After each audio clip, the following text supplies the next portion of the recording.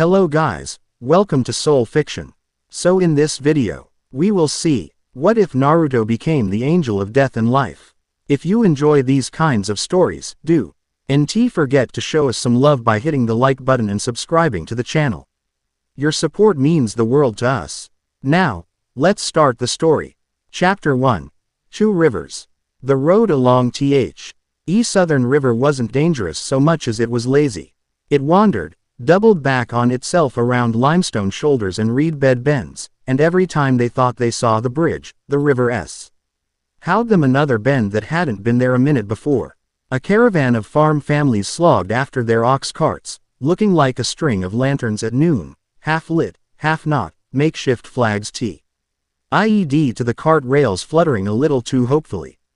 Naruto walked point because he liked the wind on his face and because he could if something went wrong. He didn't bounce like the genin he had once been. He paced the road the way storms pace coastlines, unrushed, alert, patient with the idea that trouble would come when it pleased and not a moment earlier. On the bluff above, Hinata ghosted the treeline with him, pale eyes opening and closing to drink in distances. She didn't call out every squirrel and river heron, she only spoke when it mattered. That was something he'd learned to trust, her economy. It's quiet, she said quietly, which was a Hinata kind of joke. Naruto grinned without looking back. Even the river's pretending to nap. She swept her gaze again and added, merchants said there were raiders on the far bank last week. No steel glints, no heat plumes, a pause. Except the sun. He rolled a shoulder. We like the sun, we do. Kiba, bored and loud in equal measure, drifted in and out of the column with Akamaru at his heels. If the raiders don't show, I'm stealing somebody's lunch, he announced to the general world. Please don't, Shino said from somewhere inside his coat. You don't even eat in public, Kiba shot back. Shino, whose humor sounded like dry leaves, said, I'm protecting your lunch from my taste. Hinata smiled, small and private, at that. Naruto took the picture and tucked it away. He liked their voices like that. He wasn't in a hurry to earn another kind of quiet. The breeze shifted. It came down off the hills smelling of crushed mint and old paper. Naruto's head turned without his permission. Some instinct, all bone and cord, watched the shadows and said, there. Not the tree line, not the road, under the road. He quickened his pace, then checked it. Never run at a whisper if you don't know who's whispering. Hinata's eyes whirred. He saw the blink that meant she'd pushed deeper, searching the seams of the world instead of its surfaces. Her breath hitched once. Naruto, she said softly, all humor gone. There's a lattice under the road. He didn't ask what kind. She wouldn't have brought it up if it were just an old root tangle. He lifted his hand, a quiet sign, and the column shivered into a halt, wheels creaking, oxen snorting, a toddler in the second cart whining because the forward motion had been the only thing stopping tears. Naruto set his foot on the dirt and felt the world like a drum skin under tension. The lattice was clever. Not chakra, it was almost less than that. An absence with edges, a weave of cuttings that wanted to cut back. He crouched by the ditch and fished up a flat stone. Kiba, he called. Yeah, throw this at me. Kiba's eyebrows tried to climb off his head. What? Throw it. Kiba shrugged, hefted the stone, and winged it. Naruto didn't move. The rock arced toward his chest and hit a nothing that had turned solid in midair. It made the sound of a glass bell being tapped. Head with a fingernail and dropped straight down, clinking against other glass that wasn't glass. The hairs went up along Naruto's arms. Null field, Shino murmured, stepping close enough to see. Crude, effective. Hinata's hands came up as if to sign, and then she put them down. Naruto felt the same tension in himself. His muscles wanted to move, his mouth wanted to warn. He let the wand sit and cool with the wind. The reed bed to their left rustled once. Then the world broke. Figures rose from the reeds and from the far bank where there should have been nothing but water, their outlines thin as paper at first. Then swelling with weight and breath. They moved like men who had been taught to move and taught to forget they were men while they did it. Their masks were not animal faces or theatrics, they were gray lacquer, blank. The shape of a palm smoothed by years of rope. Kiba swore. Akamaru bunched into muscle and teeth, but when his paws hit the ditch, he yelped and skidded, claws sparking against air. The lattice. It sang very softly, like steam inside a kettle no one watched. Form on me, Naruto said, but the words were just habit. Hinata was already 2 cart lengths ahead, sliding under the ox's yoke, tapping a driver's elbow and rolling him off the bench before a daylight-thin blade could draw a red line across his throat. Shino burst his coat open and the air around Th.M. thickened with small barbed questions, insects threading the attack lines, forcing MSASKS to check their footing. Leave the carts, Naruto told the merchants. Take your children. Go to the river. If you can't swim, hold your breath and I'll mind the rest. You, one of the women began, and then saw his face. She nodded once, fierce and practical. A boy on her hip stopped crying to blink at the sunlight on Naruto's whisker scars. Steel answered the sun. The first attacker came low and fast, a cut meant for an artery, and Naruto moved without thinking the movement.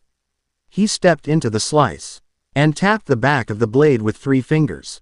The metal went black where he touched it, spread a moss of rust along its spine, and fell apart like it wished to be dust. The masked man stared at his useless hilt for 1 heartbeat too long. Naruto grabbed it and pulled him forward into a short, clean elbow that made a noise like a door closing and put him down to breathe red. Another came from the right with something that wasn't steel at all. A narrow rod, white as chalk, hummed in the air. It was the kind of tool that didn't need to cut because it unmade the hinge of a thing instead. Naruto's heel dug into the road and he slid outside it, letting the hum kiss the empty place where he had been. That was when he smelled it. Crushed mint and old paper, again. Not an accident. Not a bandit tinkerboy with a bright idea. Someone who knew how to make the world quiet. Hinata, I see him. She didn't mean the man with the rod. She meant the wrist with the ring 6 rows back, making small circles to keep the lattice tuned. On Naruto's nod, she didn't charge. She stepped and stepped, a dancer who had always trained to be a soldier, then darted sideways like a kingfisher caging a fish. Her palm met the ring hand at the juncture of wrist bones. She didn't break it, she sang to it. The ring slipped, the lattice caught on itself, and Naruto felt the road's breath return like a gasp. The masked men didn't panic. Their discipline was a square table. They picked a leg, sawed, and kept sawing. 3 peeled toward the oxen with hooks. 2 wove between carts to where the mothers stood, shoulders set and mouths thin. Babies held high. Naruto didn't have to think about where to go. The world was a map with 3 bright pins in it, 2 small ones blinking fast, one a steady hand cupping the other 2 from above. He didn't go to the bright. He went to the hand.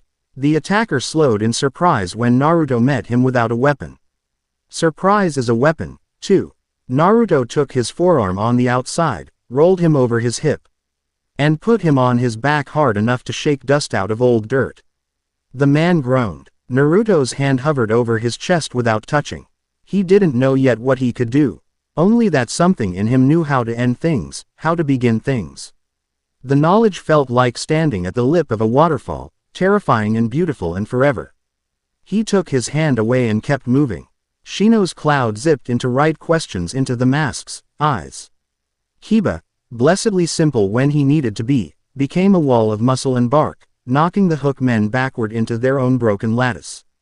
Hinata's palm buckled another ring hand. The humming rod drew close again. It all might have ended there in a conventional way, a narrow road fight, a few hurt, a few dead, the caravan limping on to tell a story. But it didn't end conventionally. It ended when the man with the chalk rod didn't go for Naruto, or Hinata, or Kiba. He feinted toward them and then leapt the ditch to the second cart where a child had separated from the weight of his mother's arm and his mother hadn't realized it yet because she was holding a baby and the sun was bright and the scream in tea. He back of her throat hadn't climbed high enough to break. Naruto moved, too slow and too fast, both wrong. He put himself between the rod and the child and the rod touched him just below the ribs. He felt it hunger. It was not like any wound he had known. It did not slice. It entered and believed that he did not, and the places it touched agreed. He looked down at the white rod, blinking stupidly, like someone seeing snow for the first time in the middle of summer. He heard Hinata say his name in a tone that had no distance in it at all. Go, he told her, because he'd meant it. The mothers, the babies, the river. His mouth smiled because that seemed kind. Then he was lying on the road, very gently, as if someone had placed him there for safekeeping. He heard the rod clatter away. He heard someone say, "What did you do?" in a voice that wanted to learn. He did not know if it was his voice or the rod's. The sky shrank to a coin. He watched the coin roll. He didn't fall so much as he shifted. One breath there, another breath, nearer the ground of things. The world went soft around the edges, colors turning into their ideas, sounds into their shapes. He was standing, although he remembered the road. And the river that loved to curve had decided that straight was a kind of curve, too. It ran ahead of him in a long black band, calm as law, and beside it another river ran that wasn't a river at all but light pretending to be water, small ripples answering wind that he couldn't feel. The air smelled like rain before it happens. Reeds grew from gravel and didn't mind that they were growing from gravel. Someone stood up to his left where the reeds met shadow, their shape the shape of a man you remember after meeting a god, mostly absence, and teeth where the smile should be. The Shinigami. The stories would have named him, but the stories were children's drawings held up to a bonfire. The figure did not move. It watched as a patient fisherman watches the water where his line is, even when his line is not there. On the right, where the light water touched a little tumbling spring that had no source at all, he felt humming. Not a voice, a vibration in the teeth. A spring spirit if he wanted a word. Which he didn't. Names had never been what made anything true. Neither spoke, neither gestured, neither offered a scroll or an oath. For a while, he couldn't know how long, Naruto stood between the rivers and breathed. He thought of dying on a different road once and making deals in a belly that wasn't a belly. He thought of other bargains people made when they were out of patience, how ugly they looked when the sun came back up. "Are you waiting for me to beg?" Naruto asked finally. His voice didn't echo, it just went forward, as if it trusted the way. The figure in the reeds cocked its head. The shape of teeth widened. The hum by the spring rose and fell like a bird testing its wings. Naruto snorted. "I can do this without theater. I know what I want." He tilted his head to the black river. It smelled like ink and old promises. That one's honest. It ends things. No lies. He nodded to the light water. "This one's honest, too. It starts things. Also no lies." He stepped, not toward one or the other. Forward so that both flows pressed against his calves and argued with each other around his knees. He had always been bad at choosing between extremes. He had always been very good at breaking games that wanted there to be only two choices. The pressure rose. Cold crept up his skin and down his bones at the same time heat climbed and found places ins. Eyed him that had been locked since childhood. He spread his hands. No sign, no seal, just a body in a decision. No one crowned him. No wings sprouted. The teeth shape didn't clap. The hum didn't crescendo. The rivers kept doing what rivers do. Naruto breathed out and wasn't between them anymore. Sound came back wrong. It came back like a tide returning to a pocket beach, sucking around pebbles before it remembered how to hit rock clean. He lay on the road where he had expected to, looking at sky, the color of which had been invented just then. He pushed himself up with the easy motion of someone helping himself to his own seat. His palms found grit. The grit felt like something that would miss him if he left again. Naruto. He looked left because she was left. Hinata's face was white with fury and relief, not tears. She was furious at the world, not at him, and the relief was a pressure in her throat that had not asked permission. He had a second to be glad for that, and then the world showed him the rest. The masked men hadn't frozen when he fell. They had tried to finish the line. A mother on the far side held her baby like the last piece of a shattered plate, looking for other pieces she knew she'd never find. The boy by the cart was not a boy anymore. He was a shape that had been a boy, and the shape was already loosening around the edges. Naruto stood. He didn't drag. He didn't sprint. He walked the way a man walks when the floor is moving and will move whether he wants it or not. The nearest attacker gaped, stumbled, recovered bravely, and pulled a second chalk rod from a back sheath that had been built into his shirt. He jabbed. Naruto lifted his empty hand and took the tip of the rod on his palm. The rod hissed like a letter being torn. It turned ash, gray from the tip back to the man's fingers. He dropped it with a look that might have been prayer if he had been raised to pray. Naruto didn't bother with a follow-up. He had no time for pity, condolences, or the satisfaction of being terrifying. He knelt beside the mother first because she was alive and would keep being alive if someone did something. He touched the baby's chest and felt the clock there stutter. Not the heart. He knew hearts. The thread that tugged when people told the truth to themselves.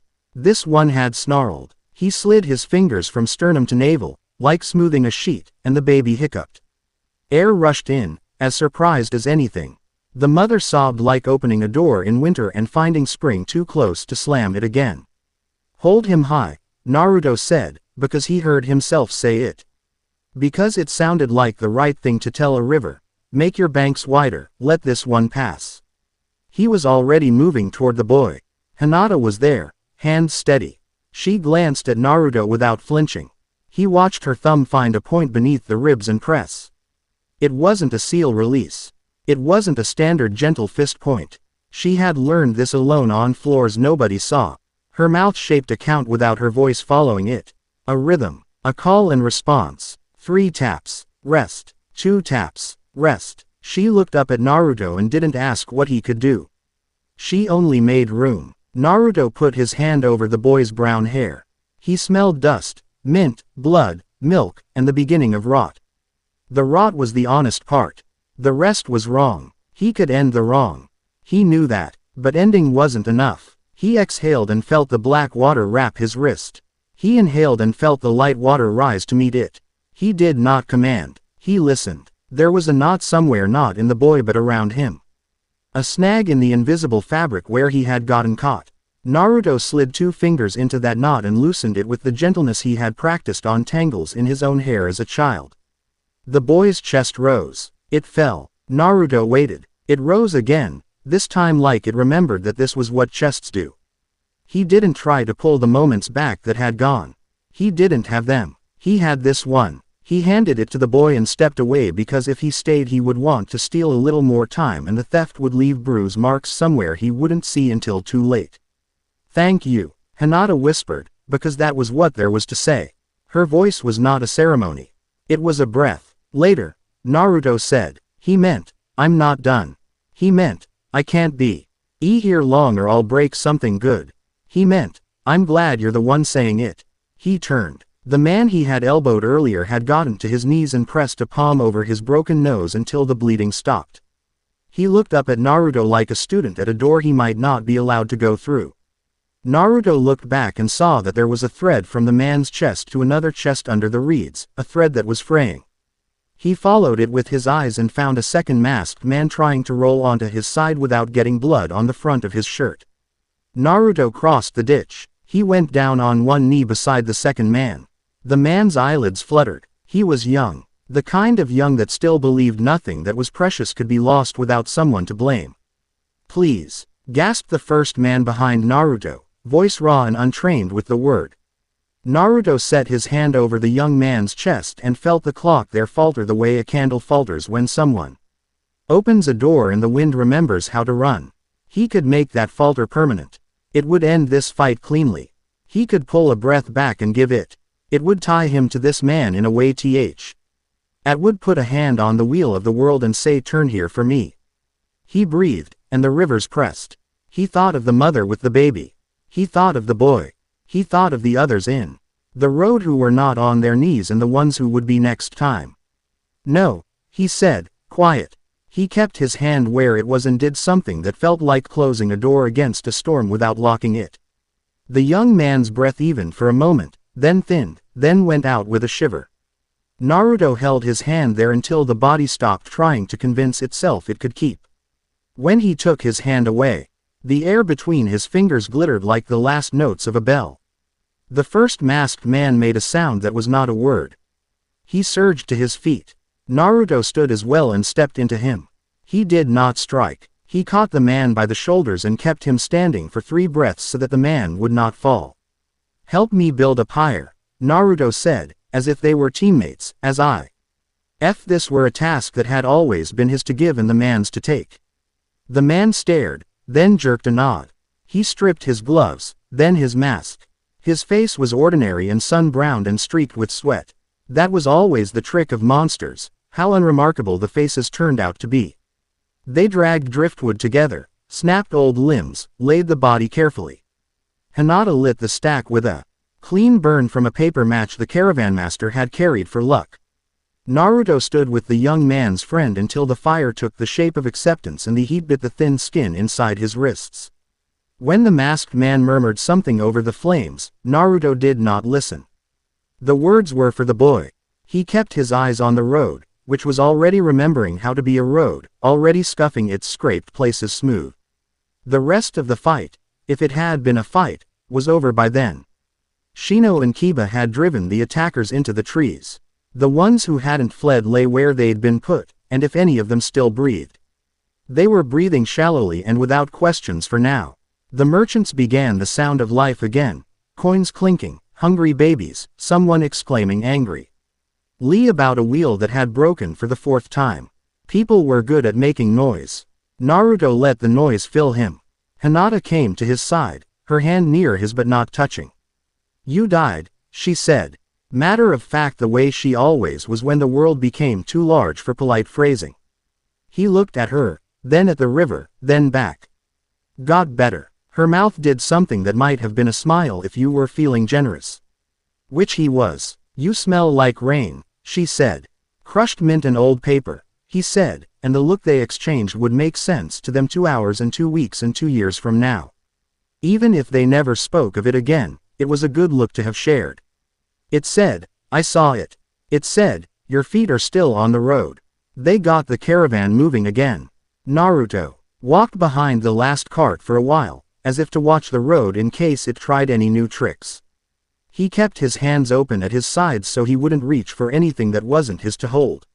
The bow, whose breath he had handed back, stood on the plank at the rear of the cart, one hand in the rope rail, the other cupped around a crust of bread which he ate in small, decisive bites.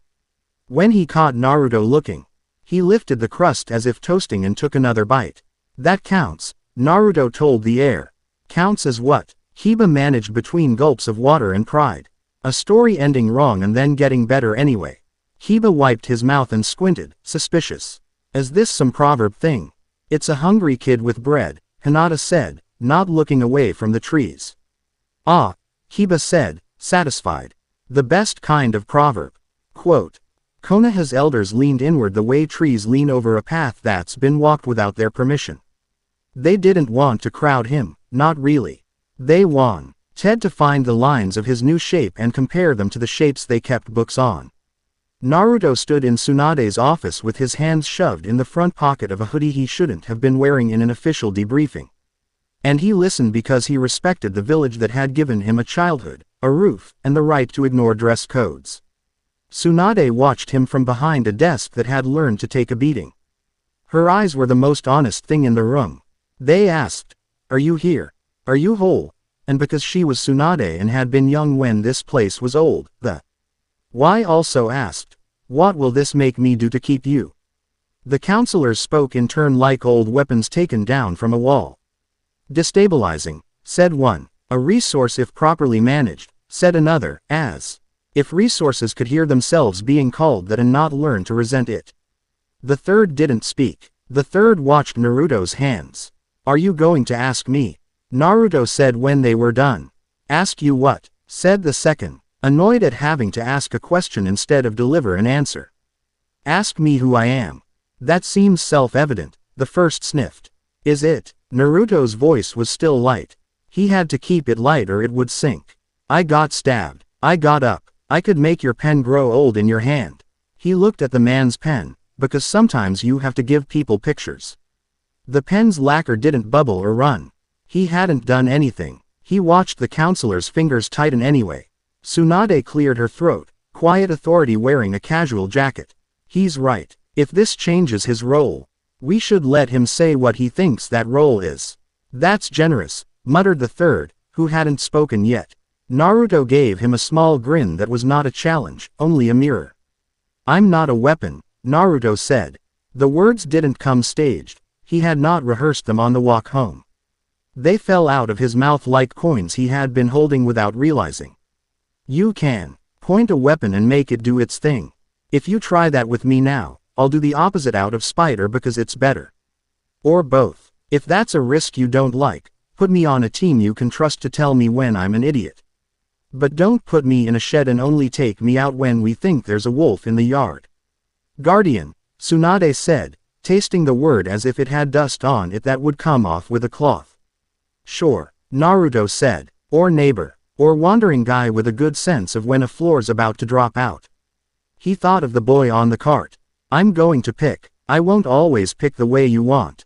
If that's a problem, we can have an argument about it, and we can keep having that argument until we figure out how to argue and be on a side together. The third counselor leaned back. Something like interest cracked his mask. What side do you think you're on, Uzumaki? Naruto didn't look at Tsunade in case it turned into asking permission. People, whatever makes them breathe easier. And if the thing making them breathe easier is a lie. The second asked, quick as a hook. Then I'll open a window. Tsunade's mouth twisted. That was a laugh, evasively. Go get some food, she said. And sleep, if you can. He thought of the rivers. We'll see. On his way out, one of the elders, one of the ones with fewer lines around the eyes and more around the mouth, touched his arm as if by mistake. What rules do you follow now? The man asked, almost a whisper, almost curious. Naruto looked at the hand, then at the man. Don't touch me like that, he said, gently. Then, after a breath that cooled the heat in his throat, I'll follow rules that look like people. Yours can look like that if you want. He didn't wait for the answer. Hinata was in the hall leaning against a wall like she had grown there. He fell into step beside her. They didn't talk all the way down the stairs and across the street and over to the dumpling stall tucked beside a row of rain barrels. The old woman behind the counter put 2 bowls down without being asked and went back to yelling at her grandson for stirring too slowly. Naruto ate like a man who had learned that hunger and fullness both pass. Hinata ate like someone measuring small comforts so they'd last. Midway through the bowl, she said, do you remember, is it like last time? I didn't bargain, he said. I chose. That sounds like a bargain without a price. Oh, there's a price, he said, thinking of the way his palm had burned taking the chalk rod. I just don't know the receipt yet. She nodded, satisfied with the honesty if not the content. They ate in peace for 3 more bites. Do you think they'll try to use you? She asked finally, not looking up. People use people, he said. We'll see if they try to turn me into an object. If they do, I'll be petty for a while and then I'll get over it. Her mouth twitched. You're better at pettiness now. I'm older, he said, a mock sigh, and they both let the laugh be small because big would have been wrong. Deep below a building with no name in a city that pretended not to exist, a man with ordinary hair and an unmemorable mouth held a square of glass between thumb and finger and watched it turn from clear to cloudy as air touched it. He put it down in a wire cradle and nodded to a technician with a good beard and bad posture. Run it again, he said. It's not supposed to do anything left on its own, the technician said. He didn't argue more because he liked his job and liked his bones not broken. He tapped a ring of brushed steel. The lattice came up in the glass like frost crawling across a window pane. No chakra, no signature, just the memory of a note being played somewhere it shouldn't have been. Kawaii Arata. He never told anyone to call him commander because ranks got in the way of conversations, bent over the cradle until he could see his breath fog the glass. He enjoyed the fog. He enjoyed being reminded that he breathed. Life first, he said, almost to himself. Our boy chose life first. The technician, who had a sister with an old scar across her throat and a soft spot for men who chose life first, risked a glance at Arata's profile. He saw nothing there he could keep. Arata straightened. All pleasant schoolteacher again. Find out where he put it. The life. Find out who didn't get any. The metrics. Don't insult me with the word metrics. Arata said without bite. He smiled to take the sting away and put it back like a spice later. Watch the village. Watch the funerals. You can tell a lot about a man by where he stands during a fire. What should we call this? The technician asked, nodding at the glass where frost had feathered and then evaporated. Arata considered for a delicate second. He hated naming things too soon. Names were cages. And he preferred lures. A song, he said at last. Every instrument leaves a scratch, even if you can't hear it anymore. Collect the scratches. When we have enough, we'll know how to make him sing for us. He patted the technician's shoulder and went away humming. The hum had no tune, but it had method. The villagers didn't want a shinobi funeral. They wanted what they had always wanted: a river and food and the sun staying out of the way. They wanted to set paper alight and ask it to carry the words they didn't know how to say. That was a religion Naruto see. Old worship without feeling like a liar. They had camped near a bend where the water slowed and widened as if to catch its breath. The trees stood back like guests who didn't know the family well but were trying to be respectful. A boy whose chest had gone still on the road stood with his mother on the bank. His hand was clean. The hand that had held the bread earlier was now empty. He would fill it again later. That is how you survive. The body they had not brought back lay down river, past the line of lanterns the villagers had already set afloat. Naruto had helped build that pyre with the bee. Oi's friend while the sun edged away and the air got the clean smellingness it saves for twilight. He hadn't spoken to the friend again after the last log. There was nothing else they owed each other beyond the work of that moment. Hinata set a lantern beside Naruto's boots. A little square of paper folded into more paper until it became a boat that would not capsize until it did. You should send one, she said. Do I get to pick who for? That's what makes them help, she said. Choosing. He crouched and put both hands on the lantern as if to warm them. He had held so much that day. He had refused to hold, too. He didn't have a name for the lantern. That was fine. He set it on the water and touched it once. It went downstream with all the others, a little orange eye blinking. They watched in clean silence. It felt like standing on the threshold of a house whose door was open and could be opened again. Naruto didn't think about the rivers. He thought about the way the boy on the cart had held up his bread like a toast. A lantern caught on a reed in the shallows. It jittered, struggling, then broke free and spun. Naruto didn't move to help it. It had to pick its way. It didn't immediately go with the other lanterns. It turned as if deciding what kind of river it wanted. Hinata's breath hitched very slightly. What? He said. She shook her head. Nothing. The lantern turned again. It faced upstream and, with the twitchy stubbornness of a drunk moth, it began to rock against the current. It moved, impossibly, one fingertip length at a time, upstream. Not fast. Not a miracle. Just wrong enough to make a person wonder if the world had gotten tilted when she wasn't looking. Naruto watched it go. He didn't chase it. He didn't point. The people around them were saying words that had weight for them. And it would have been rude to interrupt weight with weirdness. He made a note in the part of himself that had always kept lists with scrapes and torn paper strips and remembered them by the feel of the edges. Upstream, he said. Of course you are. He didn't know if he meant the lantern or the thing that had made it move. Hinata didn't take his hand. She didn't need to. She stood where he stood and saw what he saw. That would do. The child whose chest had started again tugged at his mother's sleeve and pointed at the lantern nobody else had noticed. His mother spurred something that made his pointing hand go down without losing any of its pointingness. Naruto liked that. He liked that a lot. Later, when the little fires had drifted out of sight and the mosque Itos had decided they could be brave again, the villagers rolled their bedding and tucked the children in close. Naruto and Hinata sat on a fallen log that had been a tree once and had learned how to be furniture.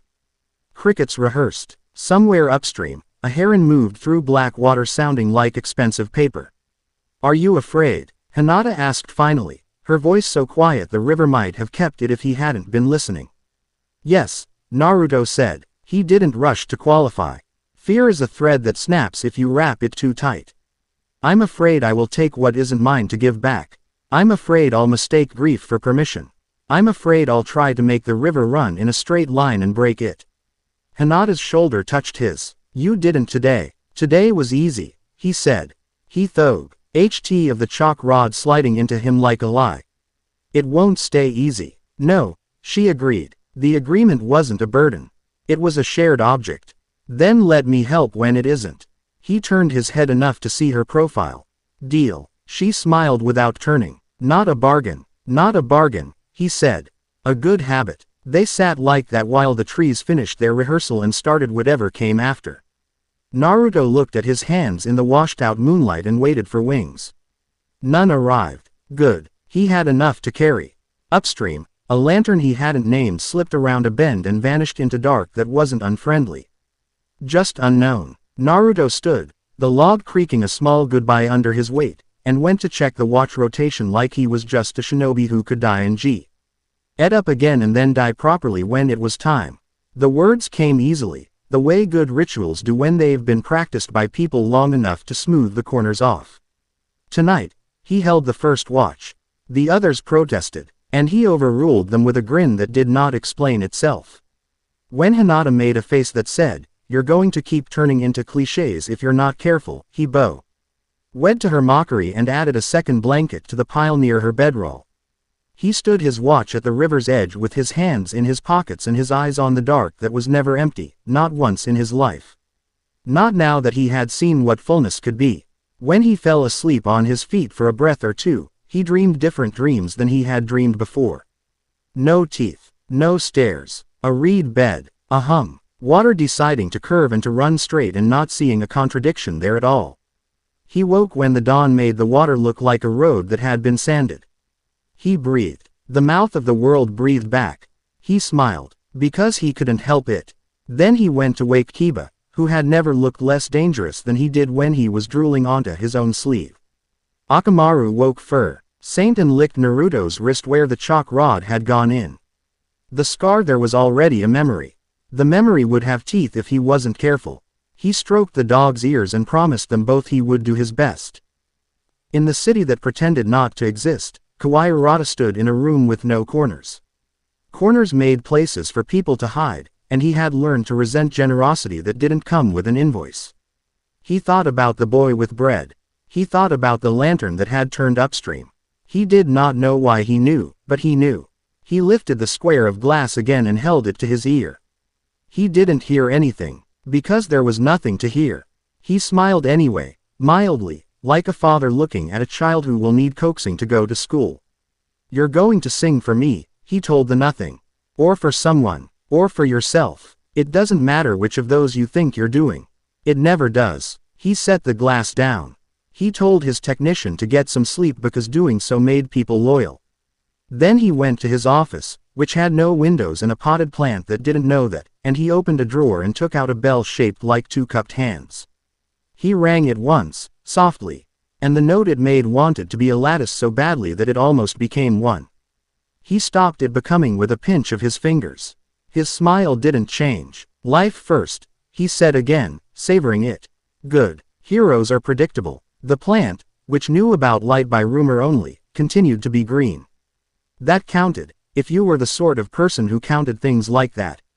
Kawaii was not. He closed the drawer. He hummed a nothing song that sounded like mint and paper.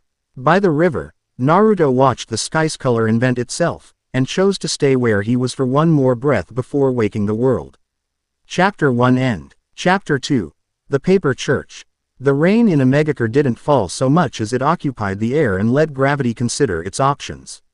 It drifted around the steel towers and through catwalks and down into alleys like a patient crowd that refused to disperse. Somewhere a thin bell tried to keep time with it and failed, and the failure made the city feel alive. Naruto tugged his hood down, which did nothing, and squinted through the beaded blur of the street.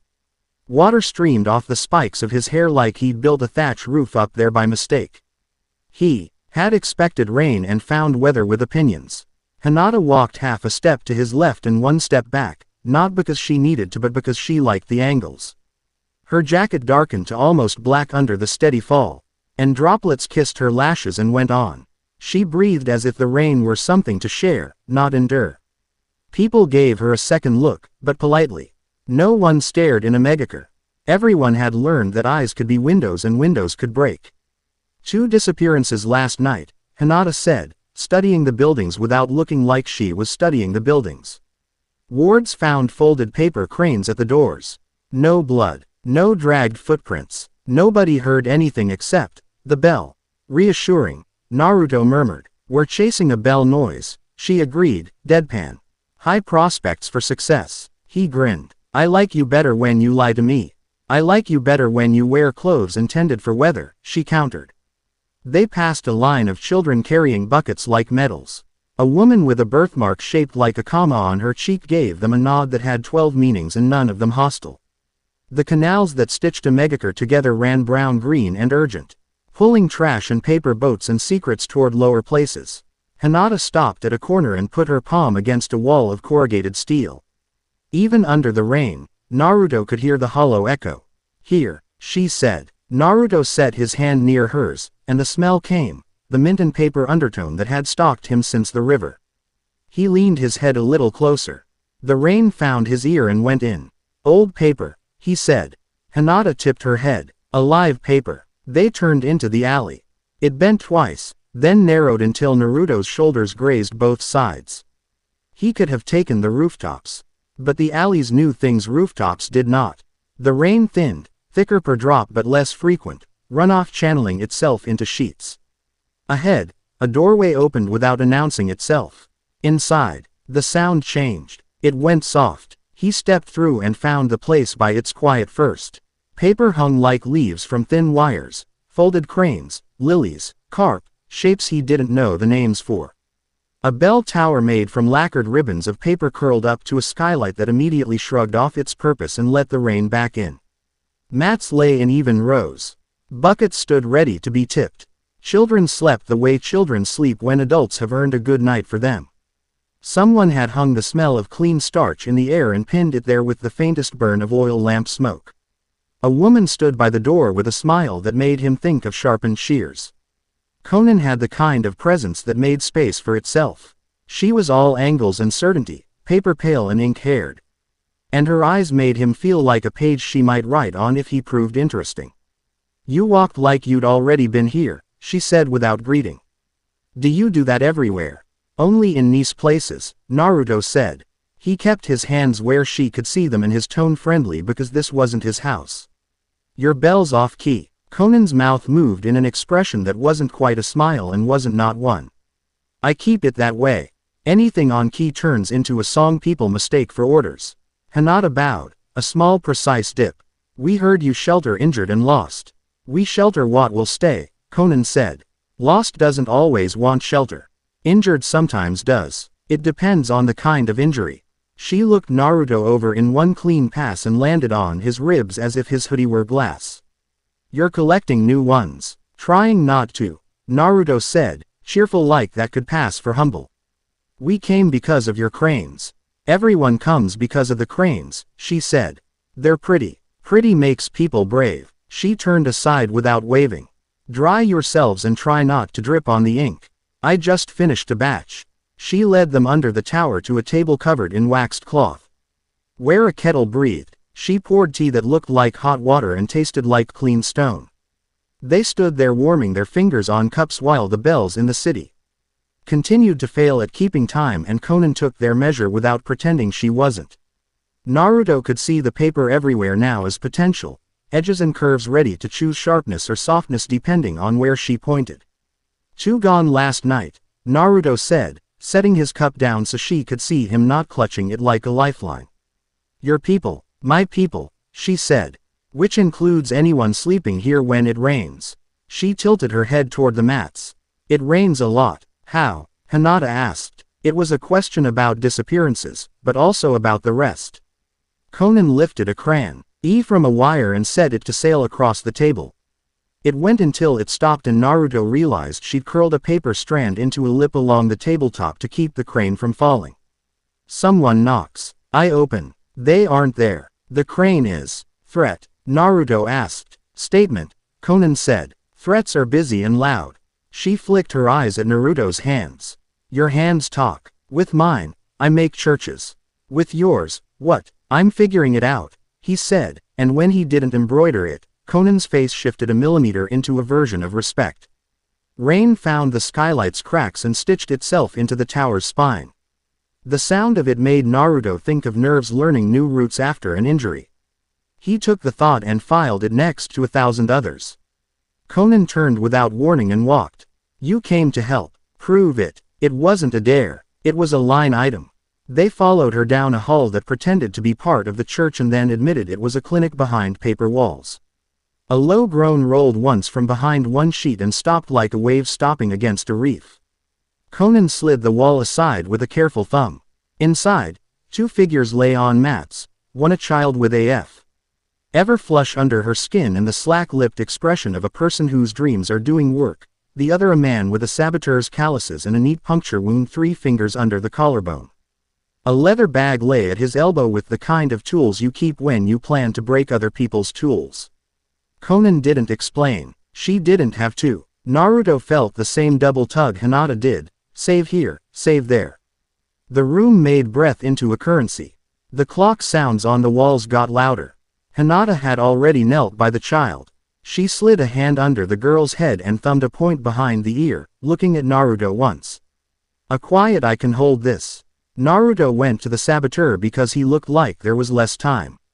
He didn't justify it. He didn't speak. He pressed his fingers along the man's ribs and felt the long hiss where the lung had learned to make failure into a habit. The wound had sealed wrong inside, slick with blood that had been told to stay.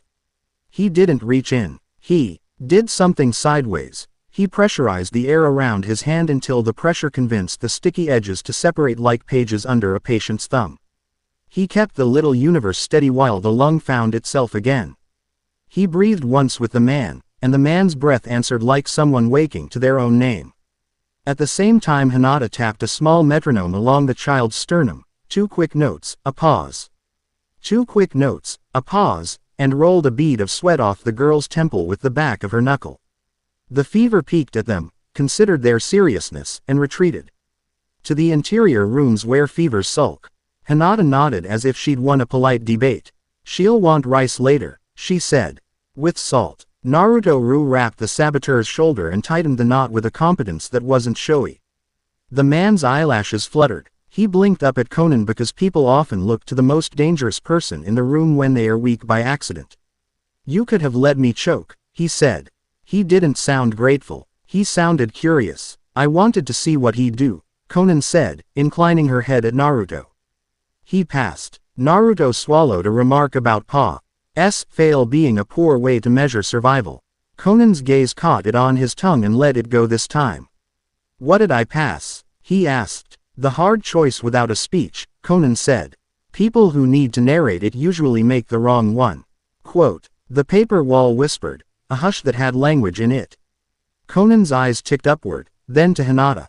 Guests, she said. Your kind of guests? Naruto asked. No one has a kind of guest, she said dryly. But yes. She didn't pick up a kunai. She reached into the bells above and drew down a strip of paper that unrolled into a square shield with charm script. Threaded so fine it looked like mist trapped between fibers. She handed it to Hinata without looking at her hands. You'll know where to point it. She fixed Naruto with a long look. Don't break my tower. I will try to fail at that, he said, and she moved like water around him toward the front. The first knock was polite. The second knock assumed the right to be let in. The third wasn't a knock at all but the vibration of something heavy placed against wood. Conan unlatched the door and stepped aside in one of those tiny movements people make when they already know what's going to happen and would rather get it over with cleanly. The golem ducked through the frame with the weary patience of a parade float taking a corner. It was taller than the door had any right to allow and built of scrolls bound into a shape that had a throat to ring a bell and hands to ring it with. Its eyes were slots without light. Charms scrawled over its torso as if someone had tried to talk it out of existing and settled for making demands instead. At the golem's neck, where a throat would be, hung a bell the size of a soup pot. Naruto didn't need to hear it to know the note it would make. It rang. The sound didn't break anything. It convinced things they were already breaking. Naruto felt his dawn side, the part that had exhaled life at the riverbank, shrink the way a flame shrinks when a door opens on the wrong side of the house. The air went shy. The children on the mats stirred and then went very quiet because quiet had been ordered. Hinata stumbled one step as if someone had pulled invisible thread through the joints of her knees. She turned that stumble into a kneel, slammed Conan's paper shield into the floor, and the mist script flared like fog lit by sunrise. The bell's vibration found the shield and lost interest. Conan's paper moved. It moved like birds in a storm, stuttering, regrouping, picking a direction, and then committing to it with a fever only discipline affords. She hung a fan of thin-edged sheets at the golem's wrists, and the pages sliced into the scroll bundles with a cheerful whisper. The golem lifted its bell and rang again as if bored. The ring shoved at Naruto's lungs. Trying to turn breath into memory. He stepped, and the dusk in him stepped too. It didn't flare. It condensed. He felt edges sharpen in his fingers, not to cut flesh but to cut structure. He lifted his hand into the ringing note like a man sliding a blade into a waterfall. The bell's sound turned grainy under his palm.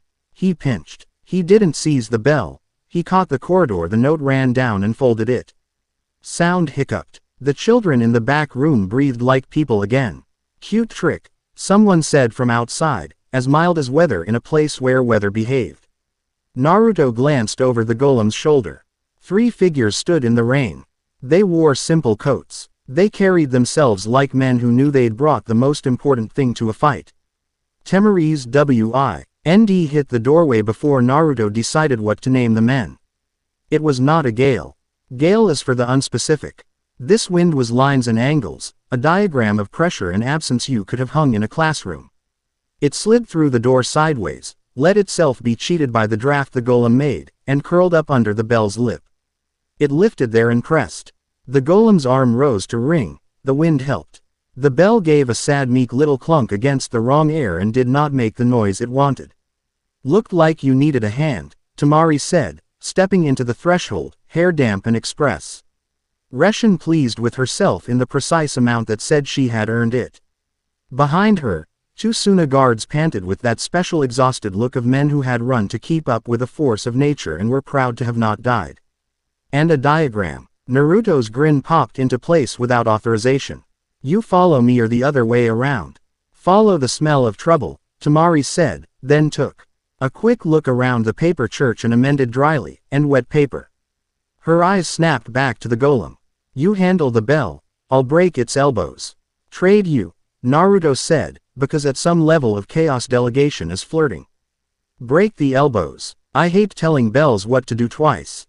Hinata's shield thrummed. The mist script frayed at the edges. She pressed her palm flat to the square and fed it with slow breath, not chakra. Not anything you could measure on a meter. Conan's gaze flicked to the shield and back to the interlopers.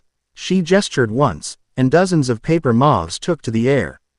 They didn't swarm. They posted themselves where the roof leaked and turned falling drops aside in tiny brushes, saving the mats from damp as the fight battered the building. The golem swung. Its arm unrolled into a ribbon of seal's whip lashing. Temari stepped in and up, planted one sandaled foot on a pew and the other on a support beam, and brought her fan down in a precise vertical slice. The ribbon parted at the letter that meant, bind. The pieces fell with a sound like 100 librarians sighing in relief. The other arm came in. Naruto jumped to meet it, not with dusk but with his regular, mortal hands. And shoved the bundle sideways so that it hit a paper pillar Conan did not mind sacrificing. The pillar tore in a way that made Naruto think of harvest, not damage, and he too. Okay the thought and kept it for later as a gift to his brain. The bell rang again, petulant, thwarted, louder. Naruto felt his dawn gutter a second time. He rolled his shoulders like a boxer trying to keep his arms from going numb. Enough, he told the empty under the sound, and slid his fingers into the note again. This time the note fought. This time when he pinched the corridor closed, he felt it cut him back. He sucked air and tasted blood. He didn't stop. He cut the note's certainty. It would still ring. It just wouldn't trust itself so much. Outside, the 3 men lifted their hands in an offering gesture that wasn't about surrender. Naruto caught the impression of rings on their right thumbs, the metal dull in the rain. He felt the mint and paper push that had almost killed him on the road and knew them then. Even if he didn't know the name Kawai's bureau had given itself. He knew men who liked quiet as an end. The central man called in, all consideration and courtesy. We're here for the children. Conan didn't glance at Naruto to measure his response. She already knew it. No, she said. Paper cranes appear where we require, the man said mildly, as if explaining the rules of a card game to a new player. We take We close the gap. No pain. It is more merciful than whatever you think you save them for in this rain labyrinth. Your mercy is a kidnapping with clean hands, Conan said. She didn't raise her voice. No. The man sighed in that useless way people sigh when they're about to demonstrate that they're not really asking. He tapped his ring. A second bell led from somewhere Naruto couldn't locate, and the threads of the room drew taut as if the building had sucked in its stomach. The shield wobbled dangerously in Hinata's hand. Better idea, Naruto said to Temari, already moving. You're the diagram. I'm the lightning that follows it. You're the lightning, she repeated, amused even as she mapped a kill. Got it. She snapped her fan in 2 short motions. The air in the church obeyed in 2 long motions. The first found the golem's knees and persuaded the scrolls there that they had signed the wrong contract. The second kissed the bell's claw. PPER just as it rose for a strike and shoved it an inch left so that it hit the rim on the dead metal instead of the lip. The bell jarred itself sulky and undersized. Naruto plunged through the golem's midsection like a swimmer through reeds. He put his hand flat on the script over its heart, if it had one, and felt the line of power trying to become a spine. He hurled dusk into it not as a knife but as tiredness. He cut its will to stay bound. For a moment nothing happened but the rain being rain. Then the script flickered and 1,000 knots worked loose at once. The scroll figure slumped. Bell tried to ring and found itself cushioned in soft paper. The sound it made was the sound a bullfrog might make if it learned regret. The 3 men outside stepped back as if they had been shoved, which they had not. Their offense was offense taken, not given. Annoying, said the central one, and Naruto had the sense that he would file the entire moment under inconvenient, a word that covered people, buildings, weather, and laws equally when they refused to line up. Conan's mauves turned into daggers. That is, they became exactly as sharp as the situation demanded and no sharper. They passed the men's heads and sheared the bell ropes dangling from the church's belfry outside.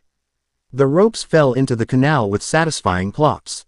Leave, she said, or I'll make the city forget you longer than you deserve.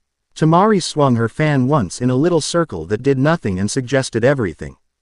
Hinata lowered the shield a fraction and stared calmly at the man in the center as if he could see the place under his coat where a rib knitted wrong and made rainy days hurt.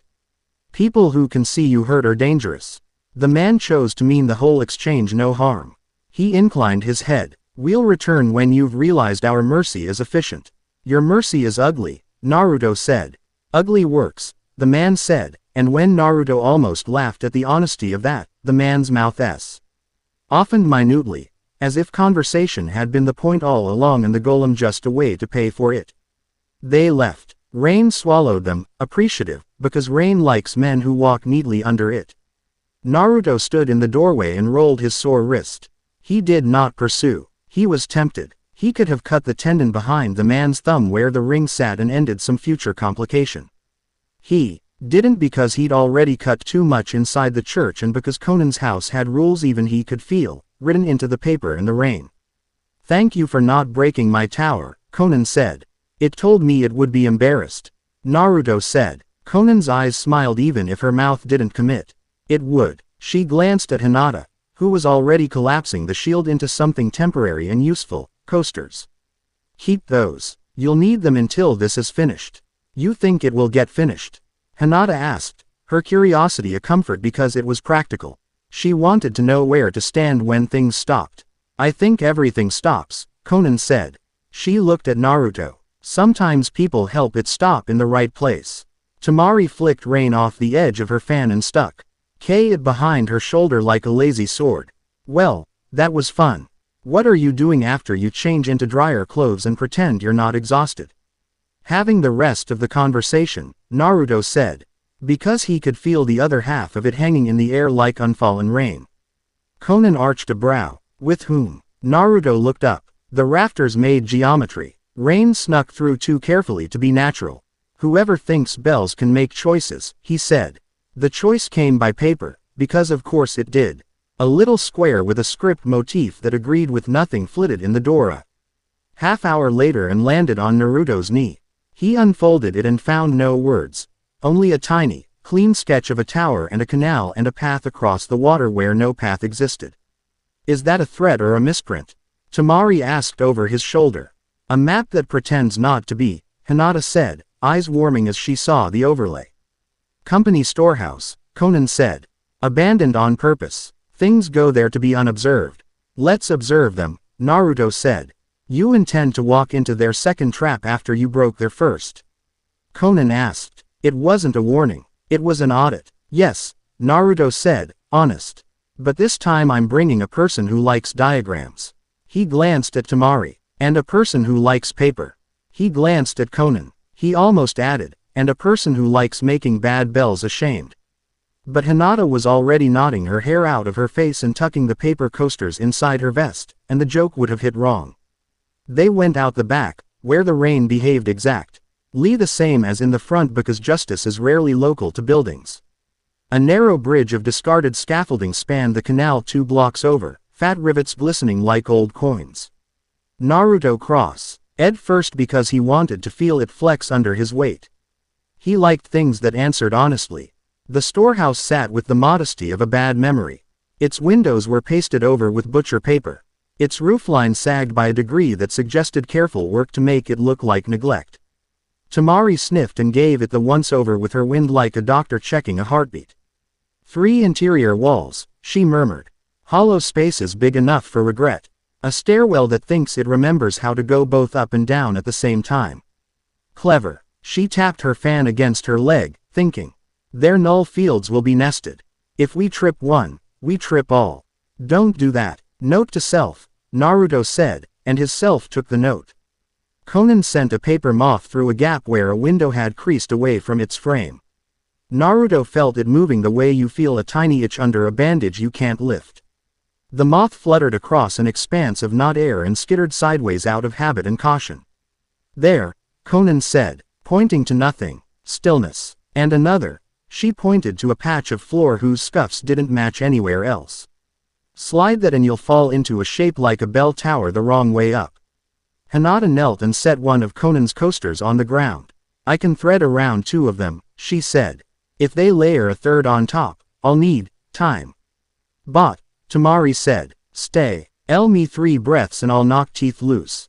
She meant structural teeth. It sounded like someone you should not argue with. They went in like people who know doors are polite but not always necessary. Tamari skimmed pressure along the floor. Naruto stepped where the pressure said yes. Hinata slid the shield ink across dead patches to wake them just long enough to borrow their permission, and Nan sent paper in front like scouts that didn't get bored. The room loved to be an ambush. It loved to. The walls had been trained to wait. The golem that loomed out of the shadows made the last one look like a rehearsal. It wasn't taller, but it wore more complicated words. It rang its bell and got the note it wanted. Naruto's knees softened. He forced them hard again by will and then by anger. He should have learned from the first bell. Anger helped. It lit the dawn in him enough to keep it from snuffing. He reached into the note and it sliced his fingers bloody this time. He felt the cut and didn't wince. He gripped and throttled the sound so that it came out crooked. Hinata slammed her shield down and kept the crooked from straightening. Tamari laughed like she'd been paid. Got you, she told no one and everyone. And brought a gust up through the boards that turned into a slender spear and shattered the bell's clapper. It fell out and hit the floor with a meek little thunk. Naruto stepped to the golem's chest again to end it properly, and the floor fell out the way Conan had promised. He dropped into a room that was all bell and the wrong way up. Rings of etched steel circled him, humming, not with chakra. Not with electricity, nothing honest, humming with decision. He landed like a cat who hadn't intended to jump and pretended otherwise, rolled, and came up with dusk licking his knuckles. Hello, said a voice. Pleasant. Classroom. Expensive. It hung from the room like a sparrow on a wire. Naruto looked up and saw a man behind a pane of glass smoking the kind of cigar. TTE that makes you think less of someone's lungs and more of their need to stage manage peace. He was ordinary as a street and therefore dangerous. It's you, Naruto said. The mint and paper made the identification easy. Ring man. I collect the word commander sometimes, the man said, and the smile that didn't quite climb onto his lips said he disliked the heavy furniture that came with titles. Kawaii Arata. Ooze. Naruto began. And Arata cut him off with a small notice that he knew more than he should. Naruto, Kawai said. Not a question. Excellent work with the first bell. It's always pleasant to see innovation. You make pretty messes, Naruto said. He looked around the inverted bell room and felt how the hum tried to steal direction from his bones. He bent his knees and took it back. We make stillness, Kawai said, as if correcting a child who had called a violin a fiddle. Peace that stays when the story is over. Your kind likes to stir the pot. We like to pour it out. Peace that can't breathe isn't peace, Naruto said. He tasted blood at the corner of his mouth and didn't lick it away. He let it be obvious. Kawai inclined his head. You chose life by the river. I'm not angry about that. It told me who you are. You stole 2 children last night, Naruto said. That told me who you are. Stole. Kawai raised his eyebrows, pleasantly surprised. Saved from futures they did not ask for. The church woman collects them, sets them on shelves like lamps, and calls it sanctuary. We take them to rooms without bells and empty them of what the world will use to burn them. It is not cruel. It is precise. You're cutting people down so nothing grows tall enough to scare you, Naruto said. Yes, Kawai said simply. Would you like to help? That he could say it with. How triumph made Naruto briefly furious enough to laugh. He didn't. He glanced at Hinata through the half-silvered glass he couldn't see through but could feel beyond, and he knew where she stood back. He knew where he would have told her to stand if he'd had 5 seconds to plan. He had not. She had chosen the same place, which warmed something inside his chest he hadn't named yet. What do you want me to be? Naruto asked Kawai. Besides useful. Kawai's eyes crinkled not unkindly. Predictable. That's all heroes need to be. Temari's wind found the seam in the glass and sneaked in. It didn't flip any switches. It held itself between the panels and waited, curious.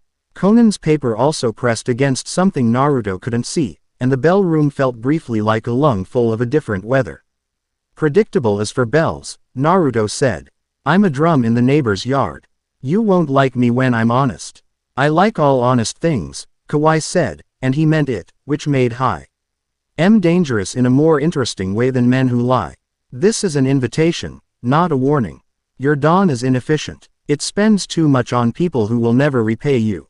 Your dusk is elegant when you don't flinch. Work with me. We will make the world survivable. Naruto wanted to spit at the glass. The thought came hot and then cooled because he didn't waste water.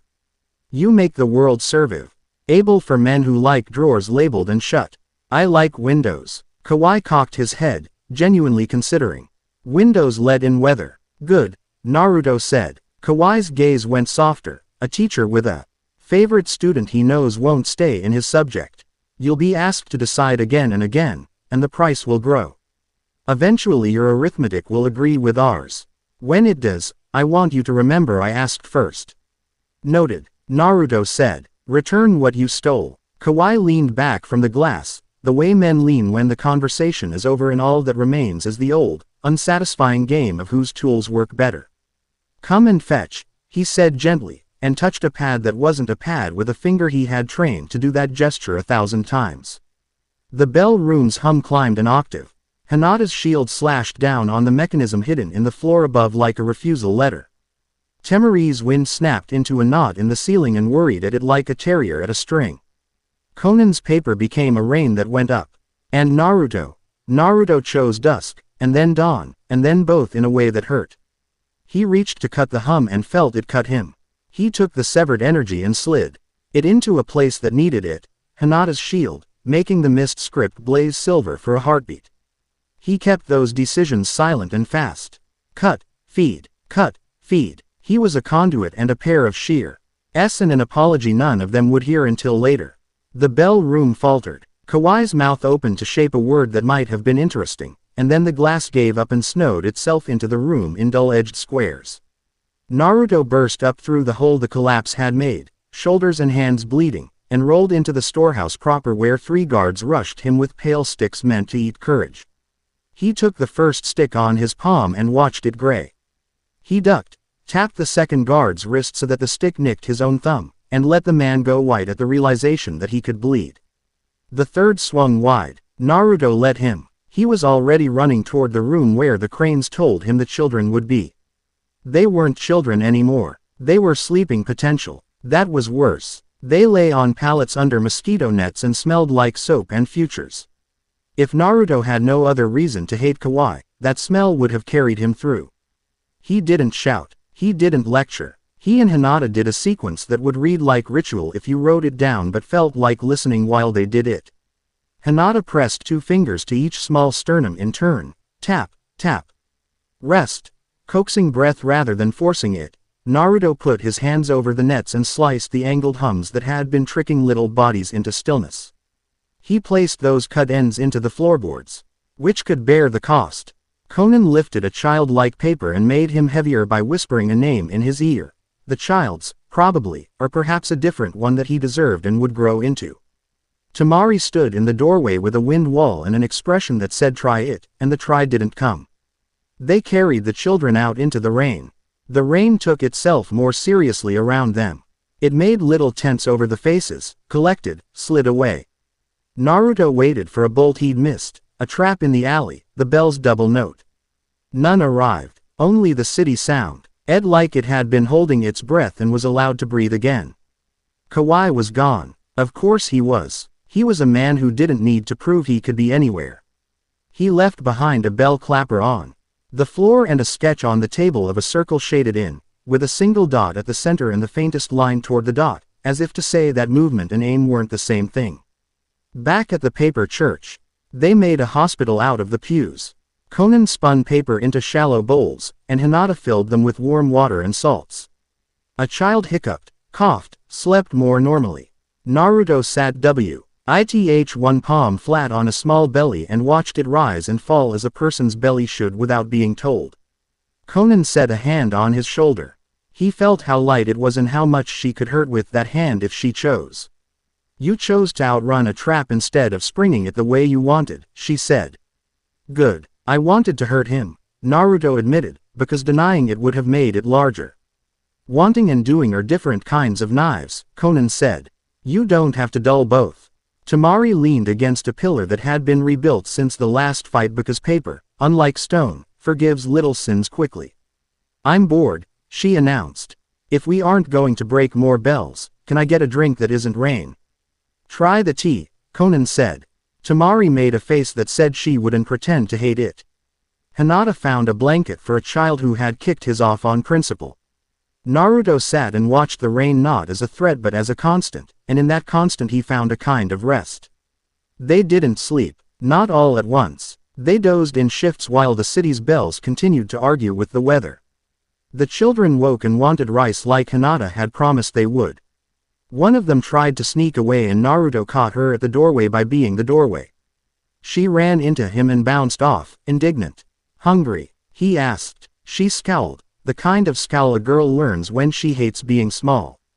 Not for your rice. Mine is terrible, he agreed. Hers is good. He nodded toward Hinata. If you leave, the rain will take your name out of the air and you won't get it back until you steal someone else's. That seems like work. She considered this unfairly practical warning and asked, without changing her scowl, do you have pickles? Probably, he said, which was a lie, and then went to bother Conan until the lie turned true. Conan gave him pickles with the suffering air of a saint who enjoys being bothered. The girl ate them with furious dignity. People live on pride as much as rice. Naruto respected that. When the children stopped needing constant hands, Naruto rinsed his own under the eaves and watched blood run thinly into the gutter. The cuts on his fingers stung like he'd gripped paper too hard. He stood there while the rain apologized without meaning it, and someone came to stand beside him sharing his piece of the world like a friend who's decided your view is enough. I made a call, Tamari said, not bothering with preamble. Suna wants to pretend we didn't. Somebody's moving null tech through back channels we prefer to own, and you're new. Friends with the rings don't like owning, only erasing. Which makes them untidy. She paused, then added, untidy makes me itchy. Stay, Naruto said, equally without preamble. Tamari angled her head. That's simple. You're useful, he said, and then, because truth is also a kind of wind you can ride, and I like you. Her smile came quick and sharp. Good. I like not being bored. She flicked his wrist. And I like your suicidal honesty. It makes planning around you easier. Conan approached with paper tucked under her arm like a reluctant pet. She didn't quite look at them when she said, "I will travel with you until I have proof you won't break things you save out of carelessness." "I don't do careless," Naruto said. "You don't mean to," she corrected and handed him 3 small paper discs marked with a script that made his eyes itch. "These will turn a note against the throat that sang it. Don't use them if you can help it. Bells don't like humiliation. They carry grudges." Hinata watched the exchange with the equanimity of someone who had expected it. "If you're both coming," she said practically, "someone should tell the orphans who to rely on while Conan's away." Conan had already done it. She lifted her chin toward a hard-faced boy standing near the back, arms crossed, jaw set. "He makes lists. He remembers them. The church will not be kinder without me. It will be exact." The boy met Naruto's gaze without flinching. Naruto tipped his head in acknowledgement. They didn't need to like each other. They needed to agree to the work. Sometime near dusk, a man with a satsi hell in the bad posture of someone who spent too much time around tables that didn't deserve him slipped into the church. He looked around for Conan and found Naruto instead. His eyes widened. He packed 3 emotions into 2 seconds: fear, fascination, and professional interest. He pushed a folded flyer into Naruto's hand. "They're posting these," he said, voice thin. "Figured you'd want one." Naruto unfolded the paper. It showed a sketch that was not quite his face but would fool a stranger, and beneath it a stamp that read Divinity Vector in blaring block letters that had suffered a formal education. The rest of the text wagged a finger at the reader about anomalies and balance in the ways of the world that needed guarding. The signers used a name Naruto hadn't heard yet, Heian Kyoku, N. D. The name rolled over the tongue like a smooth stone that had ground sharp things off itself on purpose. Hinata read over his arm. Her mouth did something the rain would have called a smile if it had an opinion on such things. "They think you're a math problem." "Rude," he said lightly, even as his skin prickled with the sense of being filed. Tamari took the flyer and managed to fold it into a paw. Her airplane in a paper shuriken and back to a flyer while she read. "If they're hunting you, they'll try friends first. Then they'll try bait. Then they'll try impatience." She looked pleased at the prospect. "We can use that." Conan didn't look at the flyer. "They'll try to turn your mercy into a lever," she said. "Don't let them." He didn't promise anything he couldn't keep. "I'll try. That's all anyone can do and less than most claim," she said, which counted as praise and warning both. They left a megacre at first light under a sky that had not decided on a mood. The church shrank but he ND them rapidly because the city swallowed things quickly when they were no longer needed. The road out was a series of bridges pretending to be streets and streets pretending to be bridges. Naruto took the front, because fronts suited him. And Hinata stayed at his left, and Tamari angled to his right like geometry, and Conan drifted either inside the group or above it, depending on whether the wind felt cooperative. At the last canal, a woman with a comma birthmark on her cheek lifted a hand in a small precise farewell. Naruto lifted his in return. The girl who had demanded pickles scowled at him with possession and then looked away as if giving him her attention would be too generous. The boy Conan had deputized for lists stood straight and watched them go. People think angels get trumpets. Naruto preferred this. Lists, scowls, small waves, all the notes that make a life you can stand inside. They caught the country road by noon and the rain finally admitted it had gotten what it want. And calmed into a drizzle that might one day teach children how to nap. Naruto rolled his shoulders and felt the healed ache from the bell room flicker and fade. He tried to remember the exact shape of Kawaii-Urata's voice and failed. Which bothered him less than he expected. The man had built his voice not to be memorable. That was its trick. "He'll call again," Hinata said as if she'd heard the thought. "He didn't call," Naruto said. "He sent bells." "Same thing," Tamari muttered. "Men who like being obeyed never understand the difference." Conan made a sound that could have been agreement. Paper rustled in her sleeves like an animal making a home. "He'll test the places where you think you can't be cruel," she said. "He'll put a hand on the hinge." Naruto didn't say "you make me sound like a door." He let it stand. He had felt like a door since the rivers. Maybe that was fine. You could open doors and you could hold them shut, and both were acts of love if you did them for the right reasons. The smell hit him an hour later, faint mint and the bruise of old paper. He stopped like a dog at a threshold. The others saw it in his face and came still. Another bell. Temari asked, low and hungry. No, Naruto said. He tasted the air. A shard. A note that doesn't know if it belongs to a song. He looked up at the line of hills and spotted the angle where someone might have placed something to hear the world. Up there. They climbed without speaking. The grass made that sound grass makes when it forgives your feet. At the crest, half buried in a cairn of stones shaped by hands that believed in symmetry. A piece of glass sat like a lake had decided to learn corners. Naruto crouched and touched it. It was cool, not cold. It hummed a kind of echo you feel when you cup a seashell to your ear and listen for a story. Conan glanced once and said, Star of Vith. Is that a story or a rock?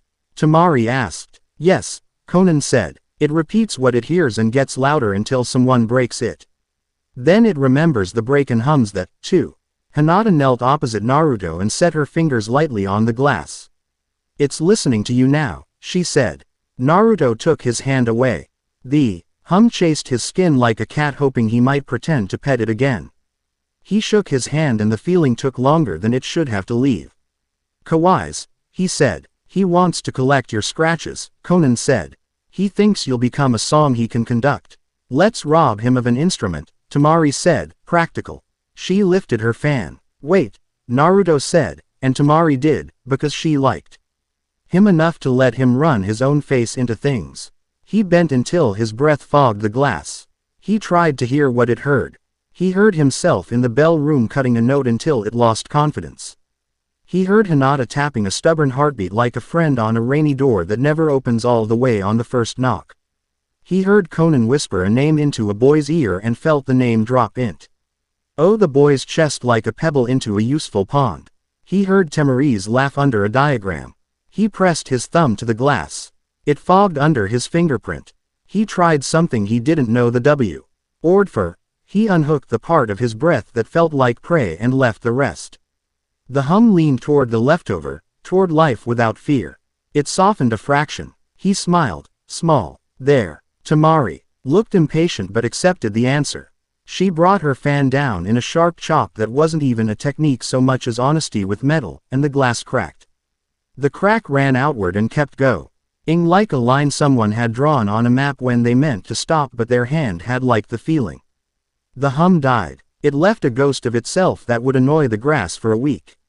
Kawai will learn you can make a song stop being a song. Conan said. He'll hate that. He'll adapt, Naruto said. He'll escalate, Hinata said, not unkindly, like weather, like reality. They started down the hill. The world felt briefly cleaned. Naruto had the feeling you get after deep water, the pressure gone, the ears still ringing in a not unpleasant way. He took the road because there were only so many things you can climb in a day and still be the person you meant to be. By evening they found an inn that pretended to be a barn when the tax collector came and a barn that pretended to be an inn when travelers did. The owner had the kind of teeth that looked like he'd been Surprise's favorite relative his whole life. He took one look at Naruto's face, another at Conan's paper, and made a decision so fast you could have sold it back to him. We're full, he said to the wall behind them. Temari leaned onto the counter and smiled like someone's older sister who knows where the bodies are and is happy to introduce you to the ground if necessary. We can pay, she said. We're full, he repeated, now speaking to the floor. Hinata put a small wrapped package on the counter without any particular flourish. It clicked softly against the wood. The man's eyes did a thing that had nothing to do with money and everything to do with habit. He opened it a fraction and saw the paper inside. Conan had written characters on that paper. They didn't say threat. They said leave alone. The man smiled. Of course. 2 rooms. Naruto took the key because he was nearest and then didn't move because he hadn't decided if he wanted to sleep in a place that needed this kind of encouraging. Hinata took his elbow and moved him for him in a way that would have been insulting if it hadn't been perfect. They ate under a roof where the rain had grown tired. Temari told a story about a Suna envoy who had arrived at a meeting already decided the outcome and been negotiated into happiness anyway because she had NDE estimated how much lazy men hate stacking chairs. Conan didn't tell stories. She edited theirs with small glances. Hinata watched Naruto's hands the way you watch a friend you trust around a fire they haven't learned how to love yet. Later, in a room with a window that didn't believe in windows, Naruto sat on the edge of a bed and looked at his fingers. The cuts from the bell room had thinned to lines. He flexed and felt the little stings wake and sleep. Hinata sat on the floor across from him with her back against the bed frame and touched the knot of chakra at her wrist that she used for returning tide.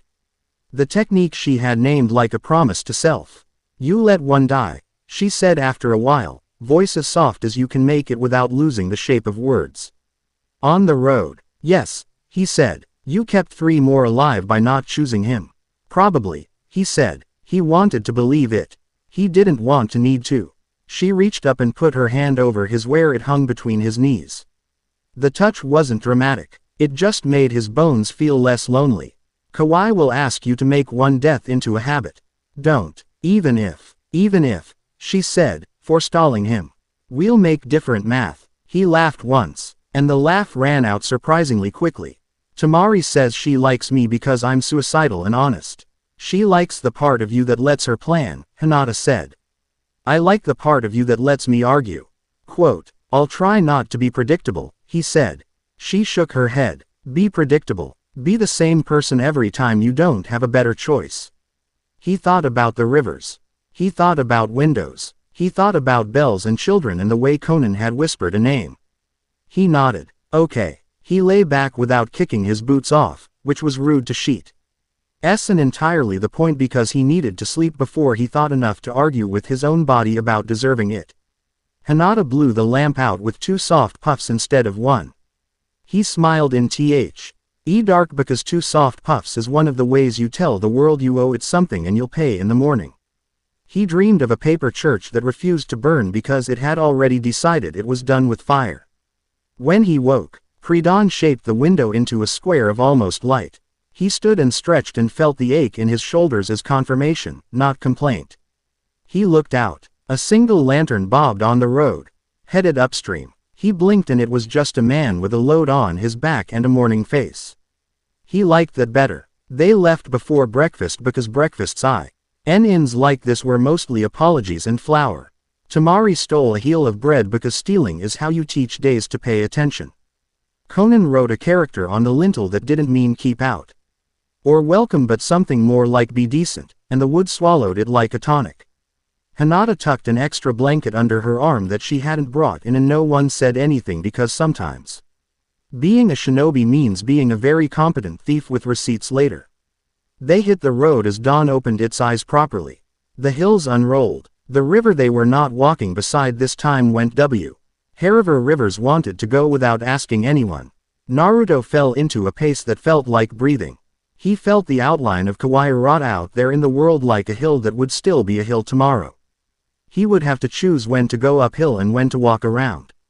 For now, the paper church was behind and the next bell was ahead and his friends made a line with him that would be hard to cut. The rain had stopped pretending it wasn't still raining somewhere else. That was fine. He had stopped pretending he wasn't an angel. He was something that stood between. He could live there. He would make it livable. He adjusted his jacket and said, next time, I'm bringing an umbrella. Tamari snorted. Coward. Conan, without lifting her eyes from the paper she was folding as she walked, murmured, practical. Hinata reached into her pack and handed him a folded oilcloth in a bundle tied with string. He blinked at it. Since when? I thought you'd eventually want one, she said. He felt the warmth of his grin all the way to his ears. Predictable, he teased. Dependable, she countered. He took the oilcloth and slung it over his shoulder like a promise. The wind came from the west, and didn't smell like mint or paper at all. That counted, too. They walked, and the road didn't argue, and somewhere, Kawaii rang a bell no one could hear and considered the budget of mercy. The sound didn't reach them. The day did. Chapter 2 end. Chapter 3. Hunt the balance. The checkpoint had burned without fire. Naruto stood in the snow-salted wind of the frost border and ran his fingers along black smear cutting through the timber gate. No scorch marks, no ash. Just a swath of wood that had forgotten it was wood and decided to be old paper instead, flaking to touch. The guardhouse door hung open. Hinges dark with that same not burn. A chalk-white rod lay half buried in the packed road, humming just enough that his teeth noticed. Tamari crouched and whistled low. "They're getting cute." Conan straightened a sign that said toll in glossy paint and then let it fall crooked on purpose. "Cute breaks faster than it thinks," she said. Her hair was pinned into a tidy spiral that made the wind seem presumptuous for trying it. Hinata lifted her gaze, and the world opened. Frost country rolled away in white hills and pale pines, a long flat river unwinding south into wetlands and trader roads and eventually the warm belt where people forget winter isn't a story. She tapped 2 fingers against her wrist, counting heartbeats. "People, 3 survivors," she said softly. 2 in the ditch, 1 under the cart. Naruto slipped down the embankment into the drifted grass. The men in the ditch were alive because the ditch had been lower than the stillness, and their breaths had learned to pace the earth. He helped them up with a hand on each forearm and didn't mind that one tried to spit at him from reflex and only got dry teeth. "Save your saliva for soup," Naruto said, and the man looked sorry without apologizing. Under the cart a woman lay on her side with a bruised face and the blanket she'd used as a cloak pulled over something small. When Naruto lifted the blanket, a chill. D blinked up at him and then closed his eyes again because he'd learned already that adults like to be reassured by tidy narratives. The woman's pulse was a skitter. Naruto pressed his palm to the bruised place and his other palm to the child's spine and poured 1 breath's worth of dawn through his hands, not a river, just enough to remind bodies what to do. The woman latched onto air with a greedy noise and held it. "The bell?" Naruto asked, glancing up. The nearest survivor nodded toward the gate. "Rang like the world had something better to do." Then they walked in. Not raiders. Not shinobi. Men who looked like they'd be polite, if they wanted to be. Conan's mouth thinned. Polite men break cities the cleanest. Tamari rose, snow dusting her knees. What did they take? The man in. Naruto's grip swallowed and lifted his chin toward the second gate, where the high road split toward Kumo. "A Jinchuriki," he said. "From a Kumo escort. We ran because men like that don't mean you unless they do." Naruto's hand went still on the woman's shoulder. Hinata's face changed the way faces change when the geometry of a problem lifts off the paper and becomes a room you have to walk through. Conan's eyes went to Naruto's. A clinical weighing without hurry. Temari's fingers snapped her fan open with a sound like a lesson. "Yugito ni," Hinata said, not really a question. Her Byakugan ha. D swallowed Kumo dossiers once upon a mission. Everybody swallowed Kumo dossiers if they wanted to survive Kumo. The man nodded. "Couldn't say the name out loud on this road without getting fined a story," they said. Said names belong to people. Said words are attacks. Said, "A lot, I guess." Then the bell rang again and we didn't have words anymore. Conan's paper moths flitted out into the white air and disappeared like good spies. She watched the empty with the patience of a woman who preferred not to be surprised, and when it answered with the wrong sort of quiet she said, "They're close." "They always are," Tamari muttered.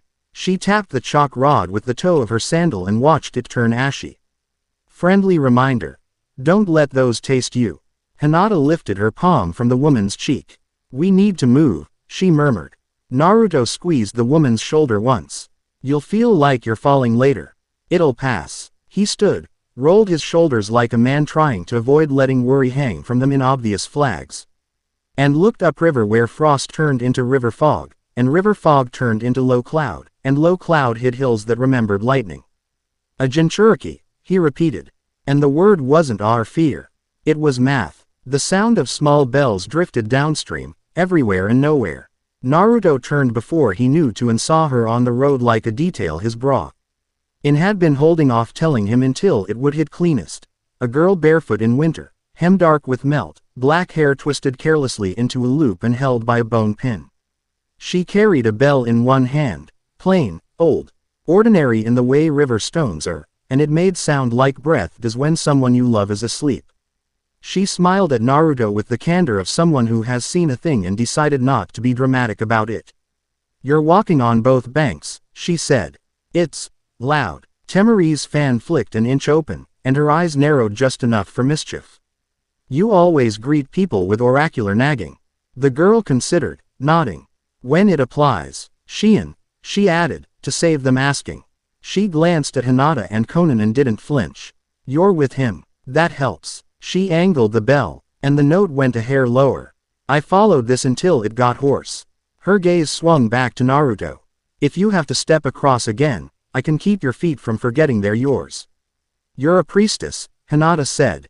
Not starstruck, just relieved at a tool matching a problem. Some days I'm a doorstop.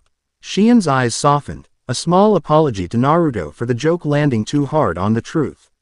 Naruto tilted his head to the bleak white land and the river that wanted to be steel. Glad you chose today, he said. Shion turned toward the frosted reeds with neither hurry nor cheer. They're using bells in a pattern that makes my teeth itch. I'd like to make those bells regret becoming bells. She set off upstream like she had a map. The bell in her hand didn't swing, it listened. Temari's grin was quick and mean. New friend, she told the air, and followed. The facility hid badly because it wanted to be found by the right eyes. A dam straddled the river, low and thick, its concrete lip dressed in snow like old cake. The water sang private songs under it. The building tucked low and long into the embankment with the humility of something that knows not to stress the concrete. No signs, no smoke, just a gate that faced the hill rather than the road, as if shame had built it. Hinata lay belly down at the crest above and let her eyes do the work that saved lives. Naruto watched the strange show in the minute flutter of her lashes and the set of her jaw. She breathed once, twice like counting stairs, then spoke like someone reading to a friend. 3 perimeter rings, not chakra, etched steel. The first is a knock. The second is the bell. The third is, she frowned, the little child frown that comes when you know a word and can't say it yet. Third is a pattern that asks the body to agree it's asleep. Temari's fan made a small honest clap against her palm. Don't touch the third one, she said brightly. You can touch the first 2 if you hate us, Conan murmured. I prefer being hated for better reasons. Shion, kneeling beside Hinata, lowered her bell onto the snow. The tone it made was so quiet Naruto felt it more in his kneecaps than his ears. The air altered, not by noise but by what noise had been planning. Hinata's mouth relaxed. Thank you, she said. I'm a doorstop today, Shion said, amused. You're welcome, Naruto R, and his eyes along the spillway and the service stairs and the gate with its polite lies. He could feel stillness sleeping in the concrete like something domesticated that might bite anyway. He twisted. His wrist and a pain from the bell room returned like an old friend being subtle. Conan, he said, I'd like moths. Conan's lips twitched at the grammar. She sent a cloud of them in a ribbon toward the dam's underside. Each carrying a sliver of script so shy it barely existed. Naruto felt them brush the steel rings. Temari measured the eddies of air with finger taps and carved a route that duck. Eden slid and paused and went. Not a path, but timing, which is better. Hinata talked them through a vent like a calm tour guide. Left, she breathed. Step, step, pause. Now, there's a rung missing. Skip it. Don't worry. The pipe is friendly. The pipe is friendly, Temari repeated under her breath, grinning. This is why I keep you. The corridor smelled like latent electricity and something like boiled coin. Naruto didn't touch the walls because walls here wanted hands to remember them. Conan's paper parsed the drafts with tiny flickers of its own accord. Her eyes were flat and precise and glad for something to do besides hope. Shion's bell kept the taste of sleep from their tongues. Once, a requiem wire sang somewhere, a high thread that made Naruto feel like a window had just been racked in a house 2 doors down, but the sound turned away, dissatisfied, as if someone had placed a better note in the hull and it had chased that instead. They hit the first door that mattered, and it told on itself by having no dust in its hinges. Hinata pressed fingertips to the seam and followed the vibration like a fishing line back to Knuckles, someone whose job it was to regret opening things. She smiled very slightly. 2 behind it, she whispered. Neither decided to become a legend today. Good. Conan slid a thin paper blade under the door and cut the bell thread tied to the latch the kind of tenderness people reserve for cats who insist on napping in doorways. Temari breathed a diagram onto the panel. Naruto pushed. The door opened like it wanted to blame someone else. The room beyond was a tunnel of glass. Not glass. A glass impression made out of the air. Naruto stepped in and watched his breath draw lines that didn't belong to lungs. The lines curved toward the far end and disappeared into a hum that his bones were careful not to hear. On the far side of the hum sat a cage. It wasn't bars. Bars are honest. This was a geometry of rings holding stillness like a thickening syrup. Inside, a woman sat with her legs crossed and her spine high and her eyes on the floor with a concentration that measured rooms. Blue fire sat in her hair like a rumor, sometimes there, sometimes not. Half her mouth wanted to sneer, and the other half was a reminder that sneers aren't free. Yugito ni, Naruto said softly, and her eyes rose slow as frost. She considered him. Not tea. He way civilians do when they are grateful, not the way shinobi do when they are deciding if you're useful. She measured his presence like a man measures a rope. Will this hold me, and if I fall, will it cut my hands? What are you? She asked, and her voice did not wobble, though her body was starving for correct air. Naruto stepped closer to the humming rings and felt dawn shrivel in his chest like a just-lit match in winter wind. He shaped a smile anyway. Complicated. I'm here with a doorstop, a paper storm, and a diagram that is good at breaking bad furniture. We'd like to take you home. Yugito's eyes flicked past him to Hinata, to Temari, to Konan, to Shion, each getting a different calculation. She returned to Naruto as if he were the hinge. You can end this. She nodded once toward the syrup-thick stillness. Or is this a speech where you apologize first? Permission first, Naruto said calmly. He lifted his hand but did not approach the cage. I'll have to touch your tether. I won't cut anything without your say. Quote. Yugito's mouth tilted. Consent. Novel. Try it. Temari invited the room at large, bored and ready. We're fun. Shion's bell settled into a note that made Naruto's pulse remember its own name. Hinata moved a half-step nearer Yugito's line of sight, not protective, just available. Konan positioned paper over the channel in the ceiling that would vomit at. Requiem tone once someone bored upstairs got impatient. She looked like a saint sharpening an argument. Yugito's chin dipped. You've got 3 breaths, she said. On the 4th, I start burning even. If I set the room on fire and eat its smoke. Understood, Naruto said. He took his own breath and dropped into the place between rivers. Dusk came first, because stillness recognizes itself and tries to hire you. Naruto slid his palm along the closest ring without touching, finding not metal but belief. He cut that, not the ring, not the belief itself, that would be theft, but the certainty that it could only be this way. The hum stuttered. Dawn lifted its head immediately, starved but eager, and he fed it into the gap to keep the cut from closing with bone. He tasted iron. He bit his lip to put a better taste in his mouth. 1, he said, and he wasn't counting for himself. Temari's fan snapped down with a crisp note that made the steel think about becoming wind instead. 2, she echoed. Her gust struck the weak rib she'd already mapped by watching how dust failed to gather. Hinata slid a palm along the binding pattern and tapped a point that didn't exist, then a second, then left her hand there like a door wedge. 3, quote. Naruto reached into the cage, not with his hand, never without permission, but with the part of him that knows when people are attached to themselves where it matters. He found Yugito's tether. She was a soldier. Her tether was bound in knots she had tied herself to keep it tidy. He admired them, undid one enough to pass a thread through, and waited. Can I pull? He asked, eyes on her. Pull, Yugito said. She didn't blink. He pulled, not hard. Enough to dislodge the stillness for 3 breaths. On the 4th, the room tried to answer like a bell tower. Deciding it has the right to be a cathedral.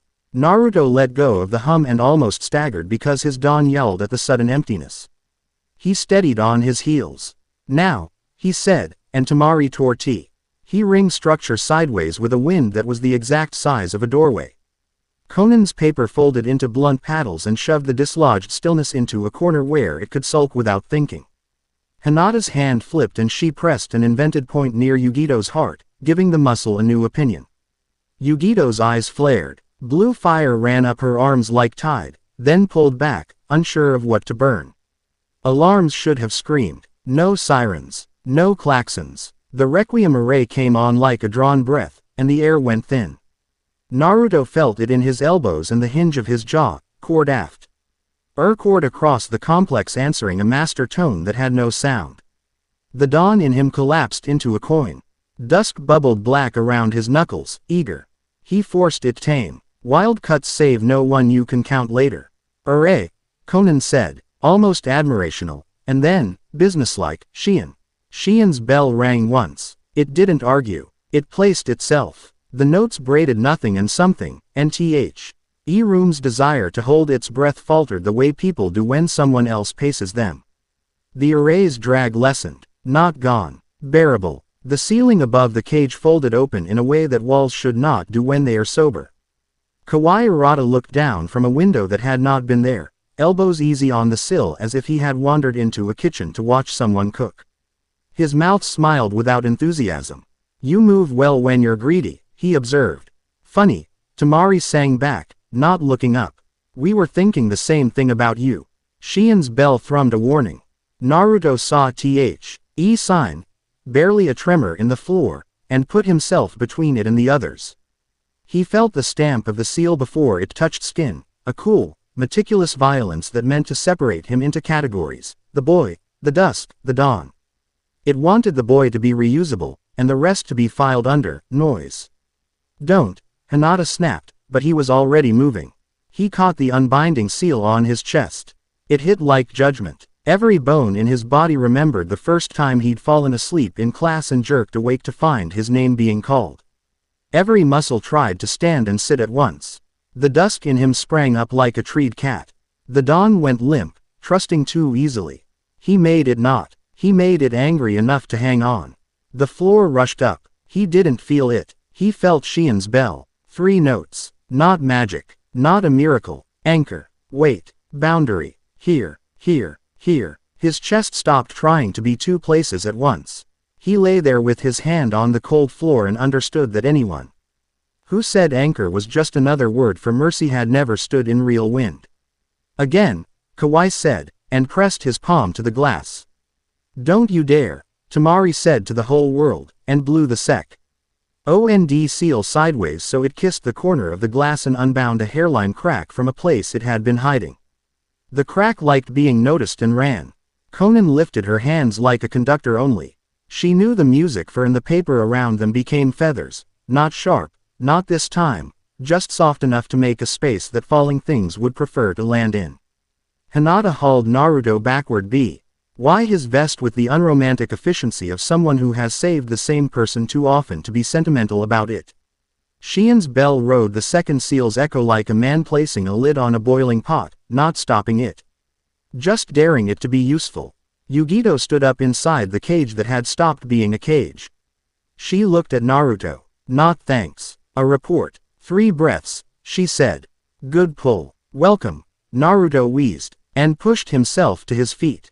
The room was tilting. Or he was. He let it tilt. Go, Conan said, not quite a shout and with no explanation because she didn't waste them.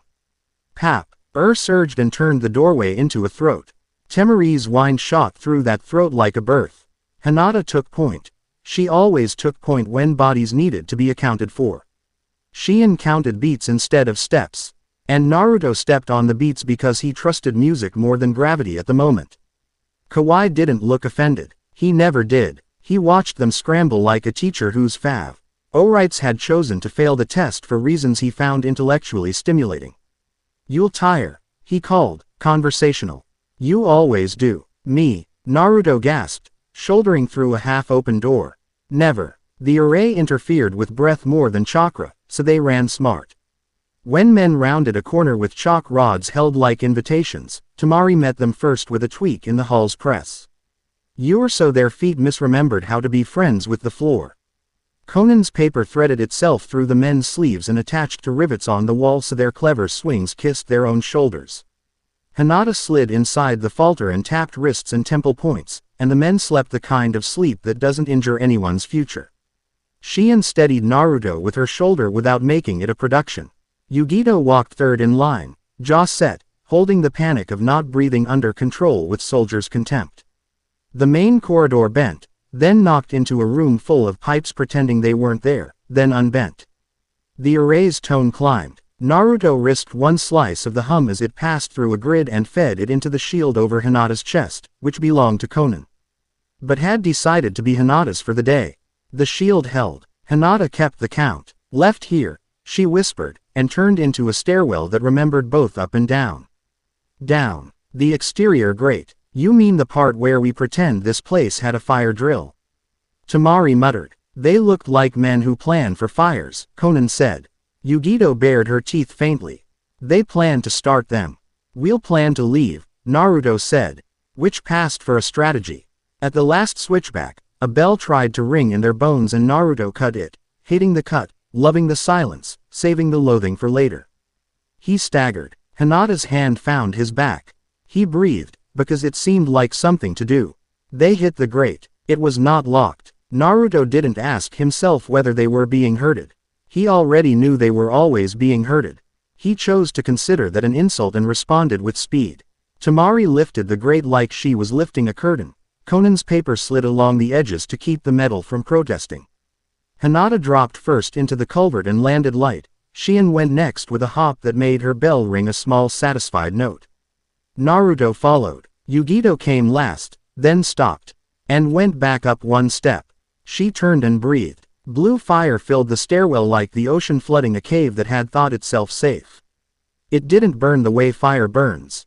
It found the stillness woven into the concrete and ate that instead, hungry and righteous. The air got air in it again. The array stuttered, offended by not being obeyed.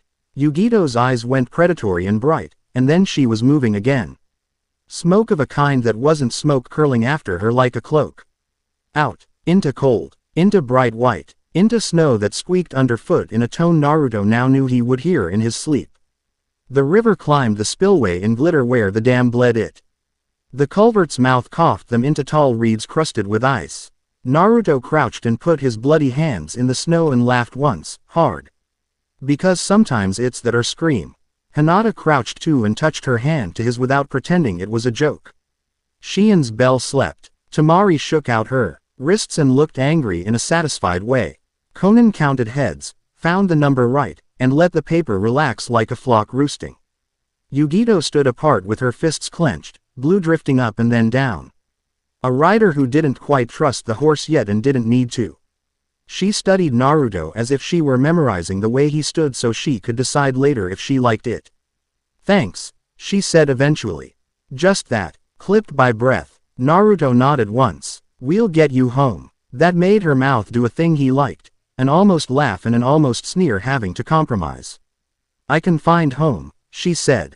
I'm staying because you didn't sell me a story and you didn't make me a prize. She rolled her shoulder and made a face at the way it didn't roll right. Also because those men used my name without the right to. I want it back. Quote. Tamari saluted with her fan. Welcome to the diagram. Konan glanced toward the dam. Her paper moths returned in a stagger, bringing back images that folded themselves into flat memory in her hand. Rooms, faces, the way the array slept and woke. She tucked the memory away like a weapon. We should move. They won't flood the river while we're in it, but they will flood our route. Shion played one small note, adjusting the pitch of their steps. Naruto felt his breath accept it. He felt the part of him that would like to sleep on cold concrete release its argument with the present. He stood and did what his body asked, walked. They didn't go to the road. They cut upland, along the ruin of an old aqueduct that had seen better engineers. The wind smell, of pine and iron and the faintest memory of mint and paper. Naruto picked that thread up with his nose like a hound and tied it around a finger in his mind. Arata will move the Star of Vith, Konan said, almost to herself. He has enough scratches to try a song. Let him sing, Tamari said. We'll break the instrument. Shion's bell chimed once. You might not want to be in the room when it happens. Hinata tugged her scarf up a finger width. We won't be. Yugito snorted softly. You say that like a promise you mean. Hinata's eyes slid sideways, humor almost invisible. We're dependable, not lucky. The white plane lifted into a shoulder of Winter Hill, and they climbed, breath-making little personal weather in front of their mouths. Naruto's chest twinged with the place the unbinding seal had tried to make a home. He put his hand there and thought of Shion's bell. Here. Here, here. The Hertz receded to a distance he could staff later. They made Kashi Ridge by sunset. It was less S.A. ridge than a convenient word for a line of rocks pressed together like neighbors sharing gossip. A ruined watchtower, stone ribs, open to sky, offered wind shade. From there, the dam looked small as a toy on the white sheet of the river. The facility's lights came on, each an apology. They lit a cooking fire and were careful. Yugito took a place where she could see most approaches. Tamari Preeton, dead not to enjoy the chance to bark orders. Conan folded paper into bowls and spoons and a small bird she pretended to forget on a rock until it shook itself and flew into Hinata's hair.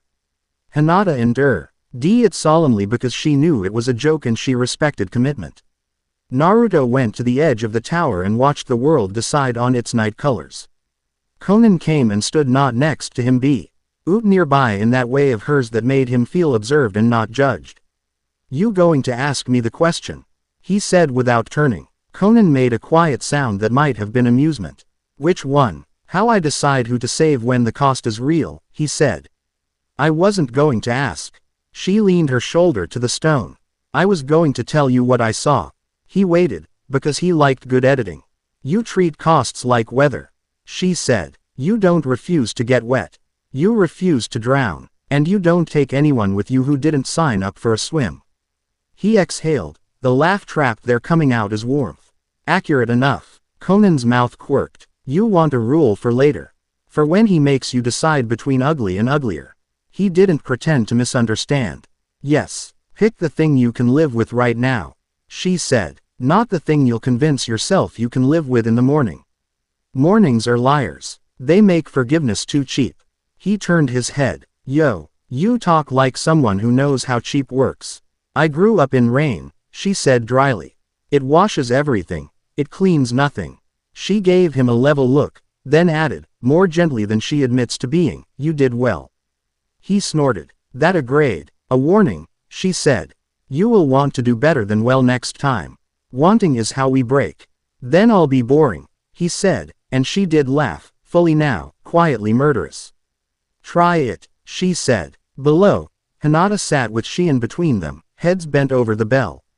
Shion showed Hinata how to coax a note without giving it command. Hinata listened the way she fights, whole attention. Little commentary, a repeated line until hands learn. Yugito lay back on her pack and watched the sky scudding, firelight pooling blue in her eyes. Tamari gnawed a strip of dried meat and told the wind that if it didn't settle down she'd make it, and the wind, being wind, decided to cooperate enough to be praised later. Naruto leaned on the ruined parapet. "He's going to try something bigger," he said. Conan followed his gaze past the dam, past the river, past the white fields and the dark lines of trees to the place where the sky gathered itself. "He's been trying," she said. "He's waiting for his song to be loud enough to call something that knows how to hear." Naruto thought of the lantern on the river that had gone upstream. He thought of the glass shard on the hill. He thought of the way the array had wanted to put them on shelves. He shook his head once. "We cut instruments," he said. "We redirect notes. And when the singer arrives," Conan asked, "then we decide if we like the song," he said, and Conan, who did not like most songs, accepted this as an answer for now. Night deepened. The fire licked quietly. Shion went to sleep with her bell under her hand like a cat. Hinata stood first watch because she knew Naruto would try to take it and needed to win sometimes to keep him honest. He let her. He lay down with his jacket under his head, eyes open to the black seam of sky. He didn't sleep immediately because the unbinding seal had left a taste like pennies under his tongue and because he had let a man die on the road and because you cannot lie to yourself properly about such things until you have practiced more dishonesty than he cared to practice. He watched Hinata pace a small circle on the stones, saw the way she paused ever. Why third step to let her shoulder tension fall out, heard the bell when Shion dreamed, saw the blue in Yugito's hair pulse once like a heartbeat, and tasted paper in the air when Conan folded a crane she did not need. He let these facts be his lullaby. Downriver, behind concrete and politeness, Kawaii stood in a room with a window he paid attention to too often. He held a glass shard the size of his palm, Star of Vith, and watched it hum like a mouth behind a hand. The technicians would call it safe. They liked safe more than true. He knew true rarely comes with railings. Battery, he said, and they flinched pleasantly because they liked to be included. It's ready. Built for one song now, the bearded one said, eyes on his shoes. 2 if we cheat, we'll cheat, Kawhi said mildly. ND fit the shard into a cradle that had been waiting. The hum deepened. It carried. He could feel it on his tongue, tasting like mint and old paper, and he smiled because he knew somewhere up on the edge the boy with the complicated hands would taste it too and understand that everything was about to get bigger, which made choices easier to sell. He set his fingertips to the console and told the shard to sing. The note went out. It went out through concrete and ice, through the dam and the river, through the brown lungs of groves that would not wake for another month, through the bell wires the polite rooms and the city that pretended not to exist, through the roads and the roofs and the lanterns that didn't always go where they should. It went out into a night that did not believe in edges. There, very far away, something in the sky turned its head like a gardener hearing that the hedge had grown wrong and needed pruning. Up on Kashi Ridge, Naruto's eyes opened to the dark in a way that had nothing to do with fear. He looked at the stars and saw one become interested. He sat up without waking the others and measured his breath against Shien's bell.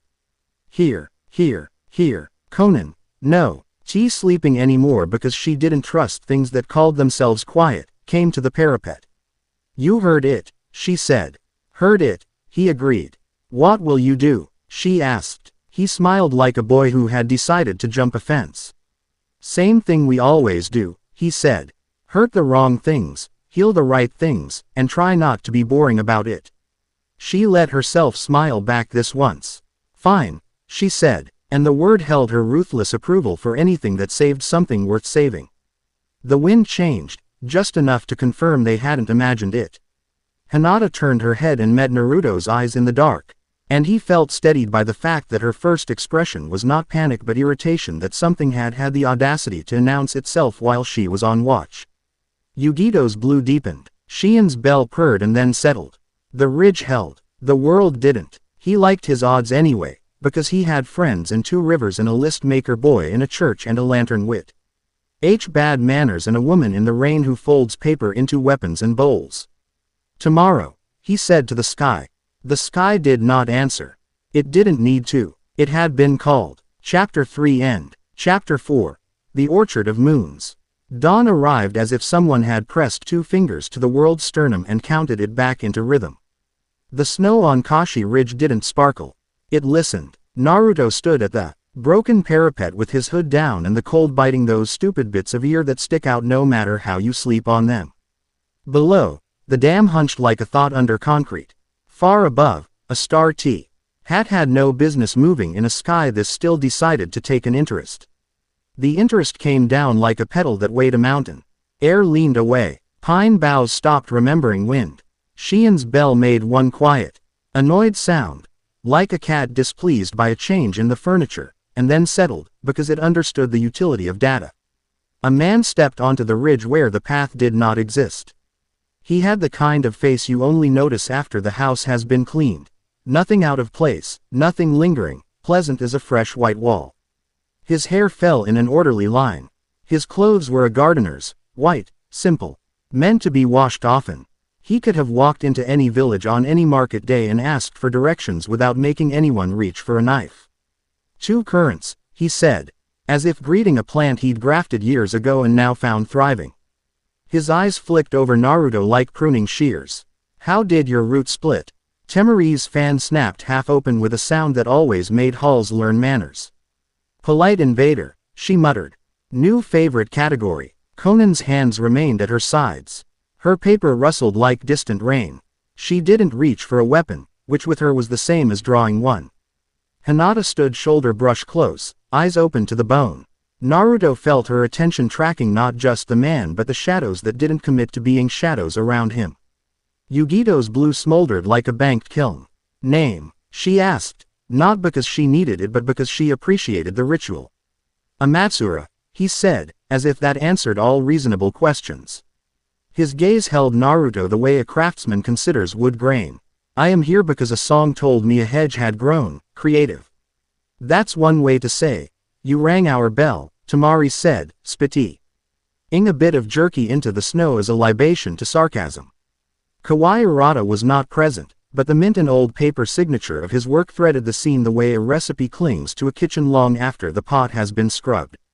Naruto could taste it at the back of his tongue like a story he didn't want to tell. Amatsura took 3 steps that did not make prints. This world has too many wild corners, he said conversationally. They must be taught to clean themselves. His eyes warmed a degree. However, you interest me. Naruto rolled his shoulders like a boxer stepping into round 1. Gardener. Weeding day. Amatsura smiled with genuine pleasure, as if a child had correctly named a tool. Pruning day. You prune to encourage health. Untidy growth steals food from roots. Fted a hand and a pine bough near the watchtower heaved a sigh of relief as a dead twig separated itself and fell, already light, already dry. The twig's fall did not make the sound twigs make. It rang, like a finger running the rim of a crystal bowl. The sound slid under skin and tried to tune bone. Shien's bell said no with 3 steady notes, here here here, and the twig remembered how to be a twig again when it hit rock and shattered. New rule, Tamari said through her teeth. No ringing things. Noted, Konan murmured. Amatsura's eyes didn't leave Naruto. 2 rivers in 1 vessel without drowning. Did you choose, or did someone choose you? Naruto didn't let the question put his spine against old walls. He smiled with his hands loose. I chose to keep choosing. Awful answer, Yugito said dryly. Best kind, Tamari said. Amatsura tilted his head in approval. Choice is a luxury afforded by health. I am here to protect that health. When branches split in ways the trunk was not designed to bear, the tree will break in the wrong wind. He stepped closer. Let me remove your burden. No, Naruto said, simply. Amatsura's smile thinned, not offended, recalibrated. Then, demonstrate why you should be kept. Konan's paper moved first, because Konan hated tests and teachers in equal measure. A halo of white sheets spun up and out, their trailing edges weighted with ink. They LDED midair into fletched darts and sang straight for Amatsura's throat and eyes. He lifted a finger. The darts disassembled as they approached, as if their future selves had been invited to arrive here. Lee and found themselves tired from the trip. Ink winked out. Paper fell as innocently as snow. Konan's mouth did one thing, small and mean, and the next wave of paper didn't try to cut. It turned into feathers and didn't fall, it hovered. A white ceiling above villagers down in the valley who had come out to stare at the strange stillness. Naruto saw that without looking directly. Konan had Alred. Why chosen her part? Save what has to be saved first. Got your ribs, Tamari murmured, eyes on the valley's edge. He's planted 3 null spires under the ground line. Give me breath. She wasn't asking permission. She was telling them not to crowd her solution. Shien's bell changed its mind about being a cat and became a metronome in a ship. The beat organized fear into piles, manageable, recyclable, ignorable. If you must step across, she told Naruto, eyes still half-lidded, tie your ankle to me. Romantic, Hinata said, deadpan. Functional, Shien said. Amatsura raised his hand and the world around them filled with fruit. They grew from nothing the way a memory grows from a smell, quiet, inevitable, intimate. Trees erupted in the air without pushing aside the existing trees, the ridge didn't give up space. Reality made room the way a crowd does when someone beloved is carried through. Pale boughs arced over the ruined parapet, each heavy with moons, perfect discs that glowed without casting light. Inside each, an image slept. Naruto saw one in the corner of his eye and didn't look, still he knew. The orchard was full of lives that had not been lived. A child's laugh from the kind Hinata had turned toward once and then deliberately turned away from, making it through. Naruto felt her shoulder tense against his and then relax because she refused to have her courage baited. Orchards of possibility are dangerous, Amatsura said calmly. People harvest greedily. Nursing promises starves the roots. He held one moon in his palm. It reflected nothing. This is your village, Uzumaki Naruto.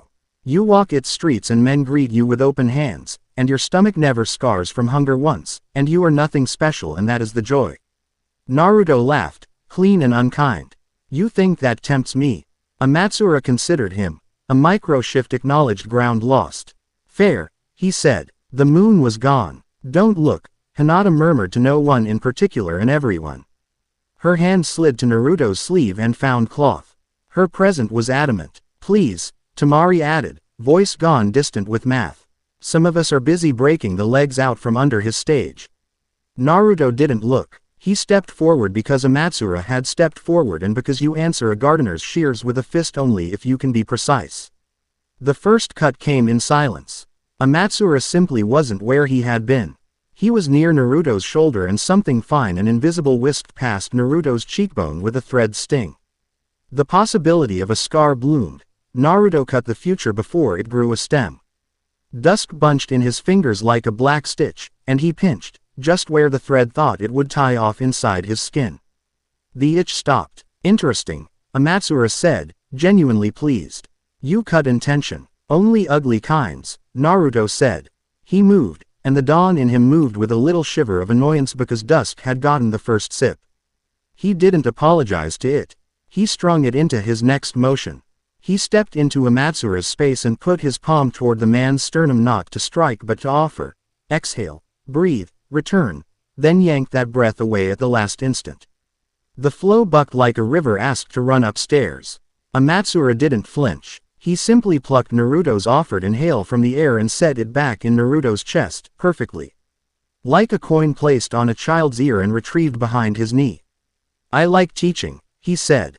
Stop liking it here, Yugito said, and blue, at last, real flame, cracked the quiet. She moved like a soldier who had mixed discipline into every breakfast since youth. The blue along her arms wasn't fire for air. Naruto felt it. She had rekeyed it since the cage to burn stillness, to eat the music out of bell metal and drink the hush out of empty rooms. She swept through one of the orchard paths and every moon she touched went out, fruit collapsing into ash with a faint sweet scent that made Naruto think of summer that never was. Amatsura flicked 2 fingers and a fox uncurled from the shadow at her feet.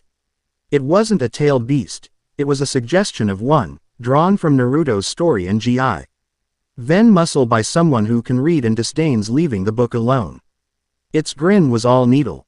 Yugito didn't swear. She walked through it, blue waking along her legs, and where the fox touched it LPED as if it had bitten a bubble and gotten water in its nose. She didn't look at Naruto. She wasn't here to mind his history. The fox lunged for her throat. She let it. Blue surged up. Its head passed through and came out a comet tail. Private training, she said to Amatsura without inflection. Not your curriculum. Tamari hummed a bar under her breath and then, without warning, slammed her fan shut. Somewhere downhill a tower no one had known was a tower convulsed. The snow around a patch of ground slumped as if a rib had cracked. Temari's grin showed a lot of teeth. 1, she announced. At least 2 more, Hinata said. She was on her knees, palm pressed against the earth, not sensing chakra. This wasn't that, but listening for the wrong kind of silence. 3 breaths and I can point. It will hurt. Stab the earth. Bandage the sky, Conan said. Save them there. She had moved far below with her floating ceiling. The white feather canopy spread over the village like a patient's sheet. Paper leaves. Naruto had seen him nudge this trick into Shien's bells once and was obscurely pleased to see she hadn't forgotten. Grew mid-fall, cushioning a collapsing roof with a murmur of green. Amatsura looked at the paper and then at Conan with the interest one gives a spare screw found at the end of a build. Where did you come from? Are you important?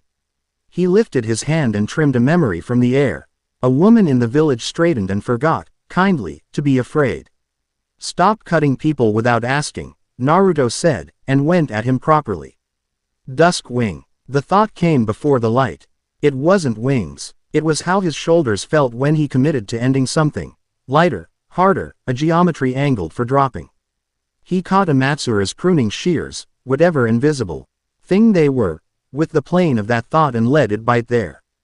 Dawn wing. He took the severed energy, hot and ugly in his palm, and shoved it down into the ground where Hinata's hand waited. Her eyes flashed, and her returning tide technique drank the gift and paid back interest as her fingers began tapping not one patient but a net of sleeping hearts below, waking them. Amatsura's eyebrows went up. Clever. Boring, Naruto said, Because taking a compliment from a god is how you get bit. He pressed harder. The orchard noticed the fight and decided to participate. Trees leaned the way crowds lean during street brawls. The moon's light deepened to a more intimate glow. From one to Naruto's left came a voice that was not a voice but that shape a voice makes behind the sternum when you've cried too long and run out of water.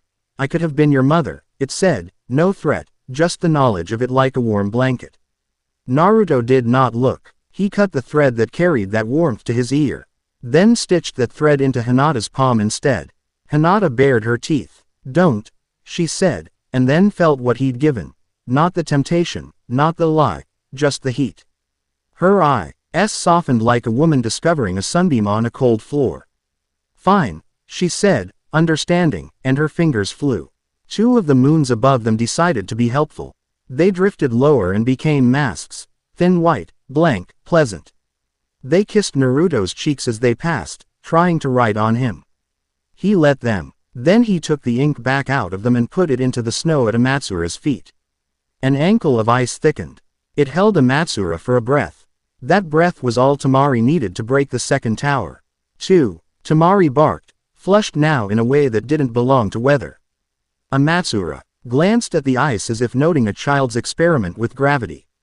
He shifted his foot without breaking the ice and stood where he had not been a moment before. You were dangerously improvisational, he told Naruto. Which he meant as either an insult or a job offer. Depends who's writing the sheet music, Naruto said. Shien's bell tone dropped a half step. The shift made Naruto's ankle feel the ankles feel when you step off a curb you didn't see.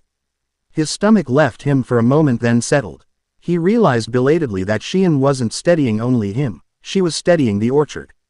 The moon swayed and then seemed faintly embarrassed about it, as if they'd been caught peeking into a window. You can't hold both states forever, Amatsura said, stepping forward again. He lifted a hand, and simply took one of Naruto's breaths out of his mouth with immaculate politeness. You are not built for it. Naruto saw it then. The invitation to correct him. Pride as a handle. He let the breath go. I know, he said. And the admission took the hook out of Amatsura's hand. It did not remove the problem. He'd been pouring and cutting and pouring again. Dawn was thin. Dusk was greedy. His fingers ached with cold that came from effort, not weather. When he reached to catch another pruning stroke on the edge of dusk, it bit deeper than he expected. His arm went briefly numb. Hinata's hand UGHT his bicep before he realized he'd stumbled. Here, she said, and it wasn't mercy or alarm, it was a directive. He nodded. Here. The word clipped. He needed fuel. He hated that he needed fuel. He took a half step into dusk because the choice was break or lean, and he'd promised himself he wouldn't break if leaning would do. And for a heartbeat he was two men. Don Naruto stood with his feet perfectly placed, eyes soft, pulse low. He reached to Amatsura with a healer's patience and saw every place the god could be talked out of being cruel. Dusk Naruto took 3 quick strides and raised his hand and reaped the thread in front of him, which was Hinata because she was moving and close and bright enough to hurt if she wanted. Steel mid-air with a sound like the world deciding against something. Hinata's eyes were very wide and very calm as she watched the shadow of Naruto's hand stop a half-thumb width from the hollow of her throat. He was already pulling away. Light and shadow breathed together again with the raggedness of a reconciled argument. Sorry, he said. No excuses. The word cost but bought what it needed to. Hinata's hand touched his cheek. It wasn't tender, it was grounding. Thumb rough from practice catching on his beard stubble. Then don't carry it alone, she said, and turned before he could turn apology into a habit. Her palm flashed toward the ground. Temari. Now. Temari threw wind like she was pitching a tent in a storm and trusted it to hold. It found the third tower beneath the ridge, the one that had been humming like a swallowed horn, and smacked. The exact joint where the strut didn't want to be stared at. The earth thumped like it had accepted a new idea.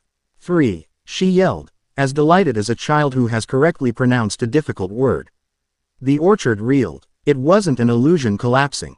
It was a choice being revoked. The moons wobbled. And in their wobble they offered up a flash of what they'd been promising. Naruto saw a bench, a hand, bread. A mouth saying his name and not meaning warning. He let it go. He made the letting go an action, not a loss. Amatsura stood perfectly steady in the dying orchard. He looked at Temari with polite curiosity. Intelligent pests are my least favorite, he said. Good, Temari said. We like to be favorites. Conan's feather ceiling flexed. A gout of stone from a crumbling house clattered against paper leaves that turned living a hand span from breaking and softened the fall until it sounded like a sigh and a laugh. Naruto felt the wound to the village like a pulled thread up his own arm. He wanted to run down there and stitch 100 tiny things. He didn't. He trusted the woman with the paper and the list maker boy below her who had probably already allocated buckets and blankets and stern looks. You take from one place and give to another, Amatsura observed to Naruto. You move illness along. That is one way to be a god.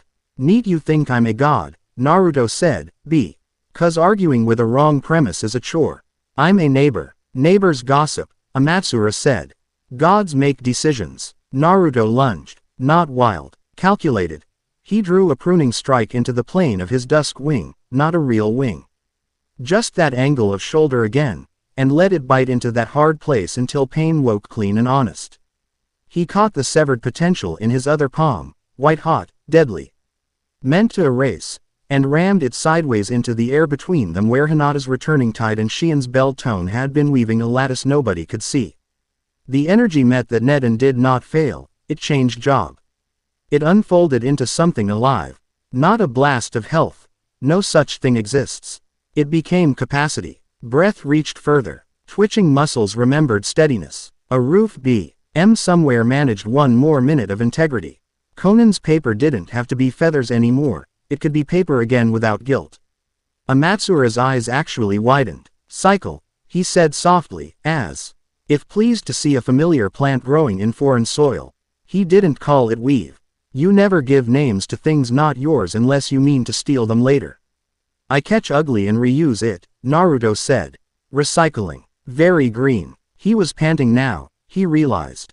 He tried to stop. He didn't succeed. Amatsura laughed. It was awful, not because it was cruel but because it was delighted without kindness. You might be worth keeping, he said. Hard pass, Naruto said, and felt his knees consider buckling. The orchard, insulted past endurance by being useful, made one last attempt at seduction. The moons brightened and then dimmed in a wave. Where their light touched the snow, footprints appeared, scores of them, people who had not walked here but might have, straight to a village path that led to a door that opened onto a life where Naruto would never have needed to learn how to carry a man's breath for him. He let it wash through him.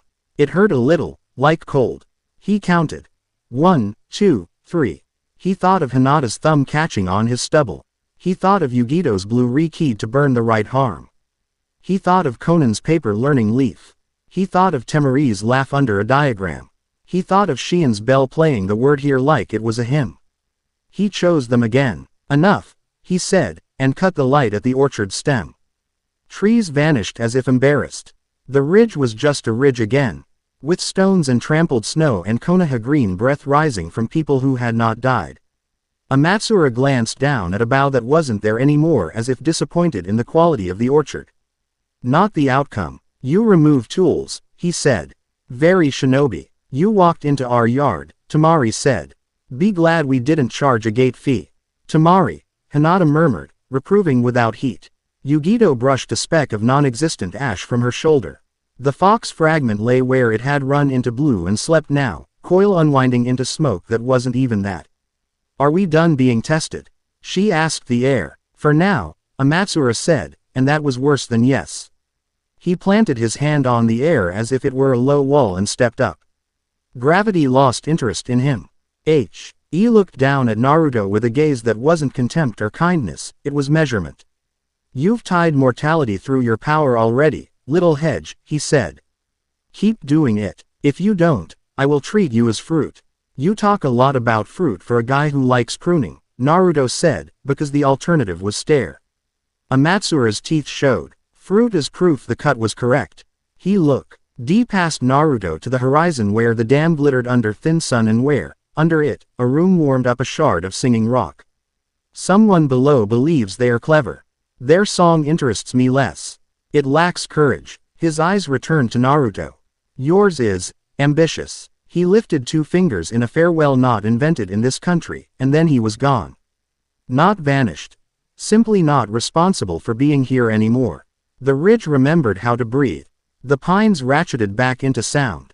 Shien's bell eased into quiet the way a good chair takes a body's weight and makes it feel earned.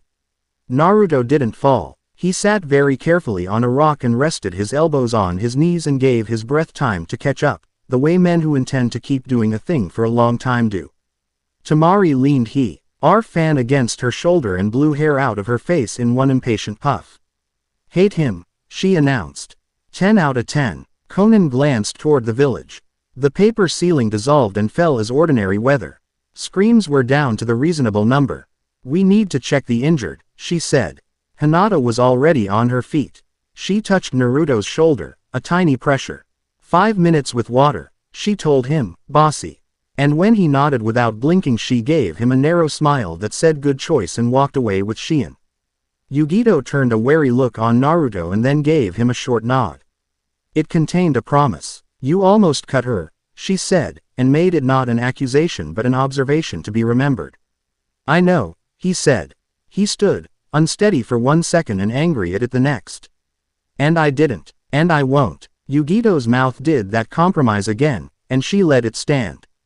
If you do, I'll burn you down to the part that remembers how to say sorry, she said. Then, after a beat that qualified as kindness in her language, good weave. That felt right. That's what we're calling it.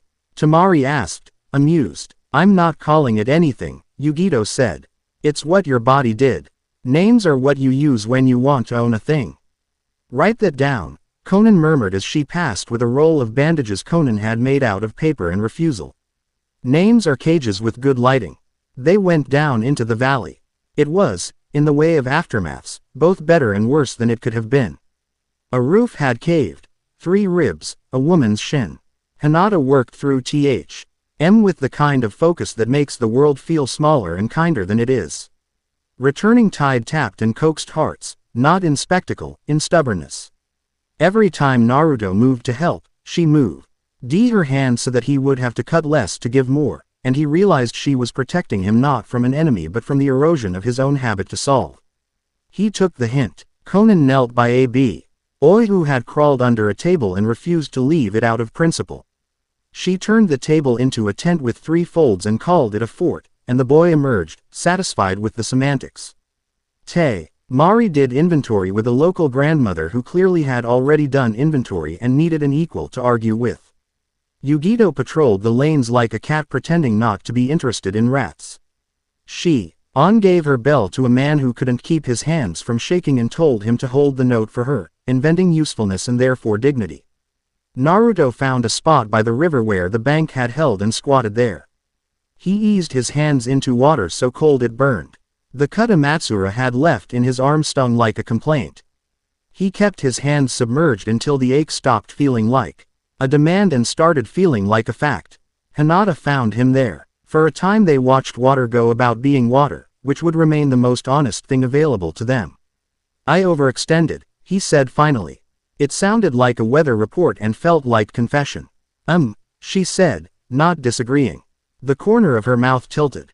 You also undertrusted. He turned his head. You can make up words. I held the line, she said. Eyes still on the current. You can lean. That's the point of a line. He wanted to make a joke. He wanted to soften it. He wanted to promise. He did none of those. Then choose with me, he said. The words not planned, not staged.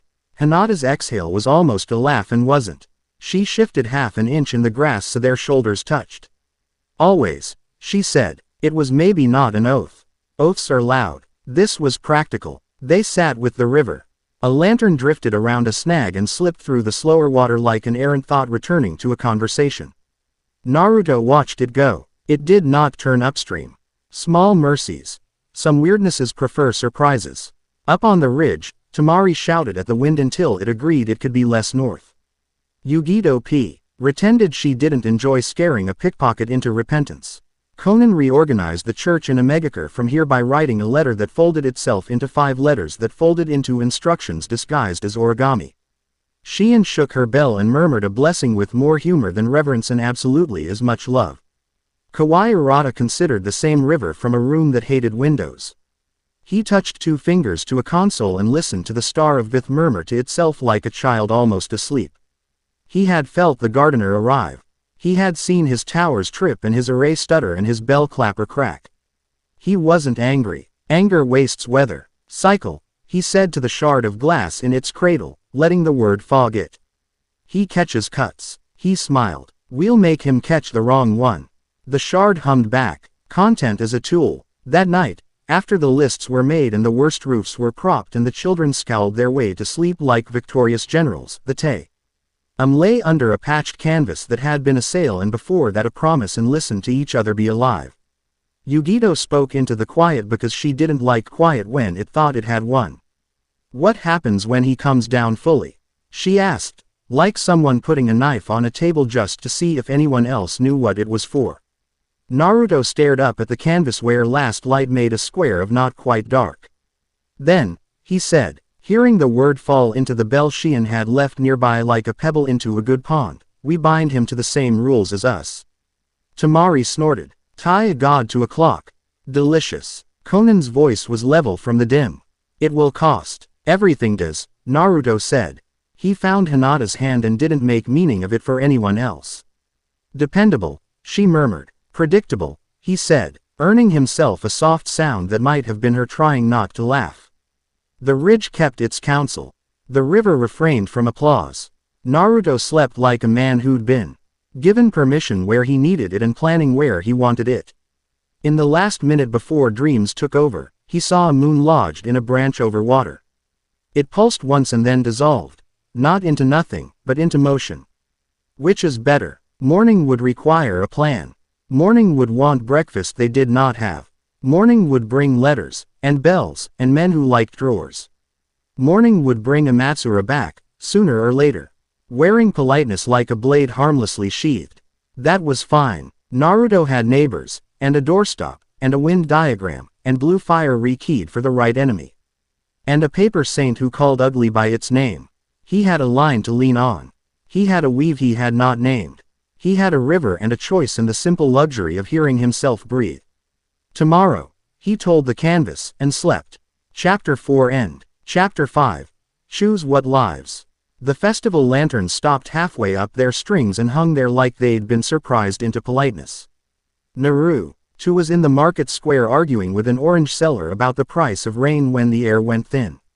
Not cold, not tight, thin, the way a note feels when a choir goes sharp and everyone keeps singing out of habit.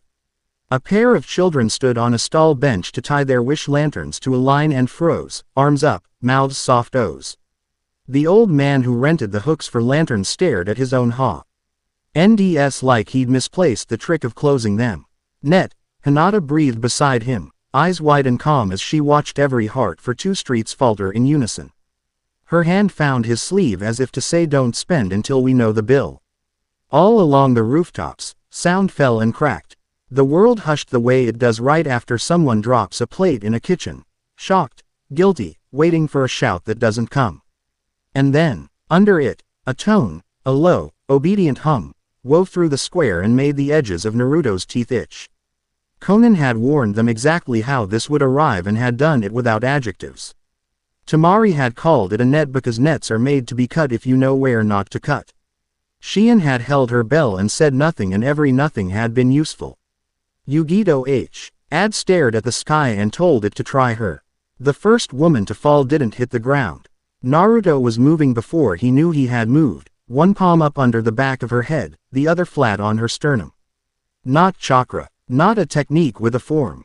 He slid between rivers on a breath and cut the thread the net had looped around the hinge of her heart. He took that cut energy in his other hand and folded it into her lungs as patience. The woman gasped and blinked. I fell, she said, offended. Just a step, he said lightly. Hold on to it. He had already turned. Hinata's hands were a metronome. She went from person to person with a rhythm that made panic feel like a child who could be coaxed back under a blanket. Tap tap, rest. Tap tap, rest. She didn't force breath. She reminded it. Shion stood in the middle of the square with her bell under her palm, the note barely there, the tone more posture than sound, and around her the net's hum stumbled like a man who'd forgotten a step in a dance and was trying not to show it. 3 anchors, Tamari said, voice tight and delighted above the stall awning where she had climbed without asking permission. Feel it, too, Conan corrected, which meant the third was shy. Her paper flowed like white rain gutters, catching lantern drips before they could become fire and guiding them into buckets that hadn't been there a heartbeat before. Yuto felt it. The pull toward 3 rooms somewhere under the world pretending to be basements. The net wasn't over the village like a lid, it was threaded up through it like 1,000 thin tent pegs in a circle. Tug 1 peg, nothing. Pull 3 the right way, twist, not yank, and the circle warps. The hum climbed, annoyed at being noticed. Hinata kissed an old woman's cheek without thinking, it was a thank you to the body for cooperating. The woman smiled the smile people hold out when they think they're going to have to pay for the smile later and give it anyway. Northern Tower first, Tamari hopped down beside Naruto without a proper path. Vertical maze, my favorite insult. Conan turned her head toward the boy who managed the market's list of stalls and seeing that he was the kind of boy who had learned to be useful young, said, you run the square now. He stood taller without straightening his spine and began to sort people by the size of their problem with a ruthless affection Nan would have liked to claim she had invented. The net tightened. Babies didn't cry. Naruto hated that more than anything. He looked at Shion. She nodded once, as if they'd already discussed it. Go, she said. I'll keep the note from putting hands on throats. She pressed the bell into the stall boy's hands. Hold it here. If you drop it, it will roll away to a less useful story. Yes, ma'am, the boy said. And the bell's mouth rested against his palm like a sleeping cat. They ran north. Landmarks went woolly. Corners forgetting they were corners, streets offering plus signs where there had been T's. The net's tone warped geometry out of simple courtesy. Tamari laughed once, sharp and focused, and cut the air into right angles with her fan so the city remembered its blueprint long enough for them to cross it. The tower wasn't a tower until you were under it. Then it was a throat in the ground, ribbed with a stair that had gotten cocky. The first 20 rungs weren't there. After that, the rungs were too many. Cute, Tamari said, and dropped a pebble. It fell 6 steps, then 1, then none, then a weak sound came back late and wrong. Listen, she said softly. Pressure shifts. The stairwell thinks it has 2 opinions. Let it argue with itself, Conan said. She flicked paper down. It caught drafts and drew them in lines. A thread map. Naruto could feel their accuracy. The map itched his palm the way truth does when it wants to be useful. Hinata took the lead because her eyes could see the fake steps trying to pretend to be helpful. Yugito went next, blue simmering low, her breath steady from training. Not from calm. Naruto followed because he could catch if something that didn't know it was falling needed catching. Temari's wind set the pace. Conan's paper kept the air thinking. The null field hit them at the landing like a friend who didn't know their own strength, all arm and smile. Yugito's blue guttered and went mean. Not air, she said shortly. Don't feed it air, Naruto replied, tapping the inside of her wrist. Feed it stillness. He pushed dusk through his fingertips into her forearm, a rekeying, not a command. Within her, the flame changed its hunger.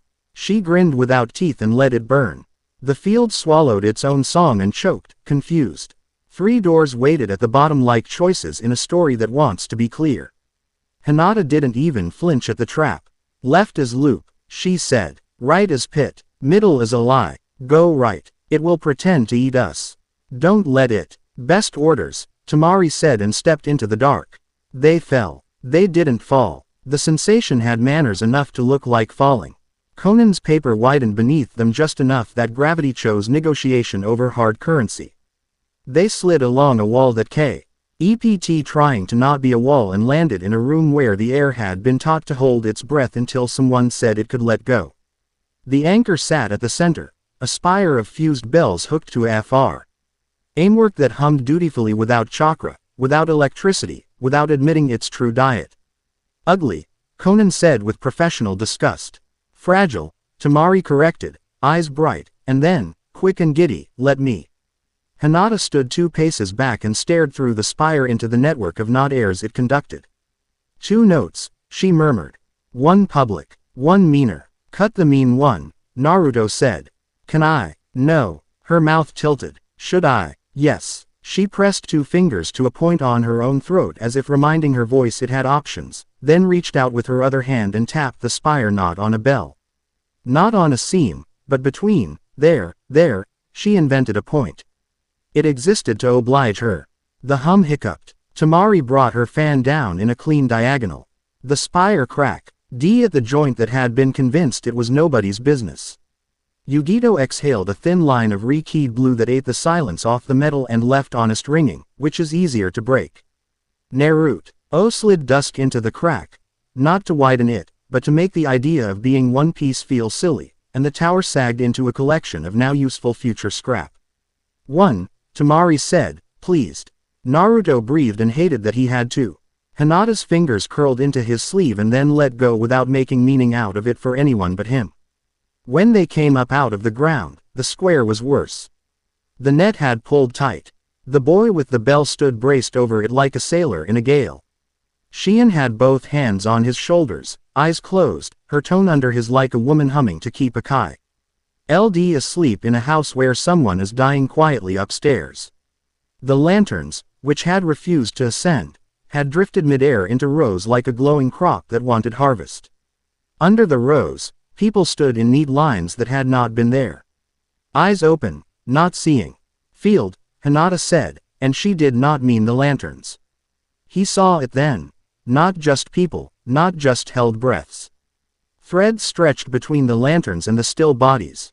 Hair thin and cruelly elegant. Whoever had cast this net liked symmetry too much. Naruto walked into it like a man wading into a river that will kill him if he treats it like a pond. Hinata, he said without looking. He didn't have to. She was already there at his shoulder. Returning tide, she said, not to name it but to set her own spine. She started down the first line, hands a rhythm, tapping sternums in a pattern that would make no sense written down. It would look like poetry. Naruto lifted his hands and set them into the air where lines weren't in. Cut where the net had hooked everyone into the lie that bodies would prefer not to continue. Each cut gave him an ugly little jewel of stolen ending. He took those and fed them into Hinata's pattern. An exchange of currency in an economy nobody else believed in yet. His skin prickled, his knuckles felt needle-bitten. He hated every sharp, efficient move he made. He kept moving. Conan and Tamari didn't ask for assignments. Conan floated paper under the rows of lanterns and turned them into little boats that refused to carry the net's weight. Tamari leaned wind into the lines so the angles tease. D themselves out of true, a bad loom unraveling under impatient hands. Yugito walked behind Hinata and Naruto like a hearth you drag from house to house, blue burning off the last of the stillness clinging. The last of the, you could stop now and it would be easier, from muscles. A girl near Naruto's knee scowled even while held, because some people are built of scowls and will scowl to the end of the world and after. He loved her for that. He cut and handed and when the last thread snapped in the last row he didn't go to one knee but he could have. The bell in the boy's hands buzzed like a trapped fly, then settled, purring, and Shion opened her eyes slow and sharp like a woman waking from a nap she'd earned. What's 3? Tamari asked, not looking away from the edge. F the square where the net's tone gathered itself. I feel the 3rd. Conan didn't answer. She had already turned toward the west where rain happens more easily than here. Her eyes were not on Konoha. They were on paper. Naruto felt it as she did. Not through bells or notes but through the meanness of men who enjoy neat solutions. The church, he said. Conan. They'll take the engine, Conan said, and didn't mean the machine.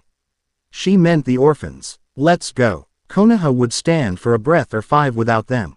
Shion pressed a hand to the stall boy's shoulder and, without asking, hung her bell from a hook behind her own ear as a promise she meant to keep and broke only with reason.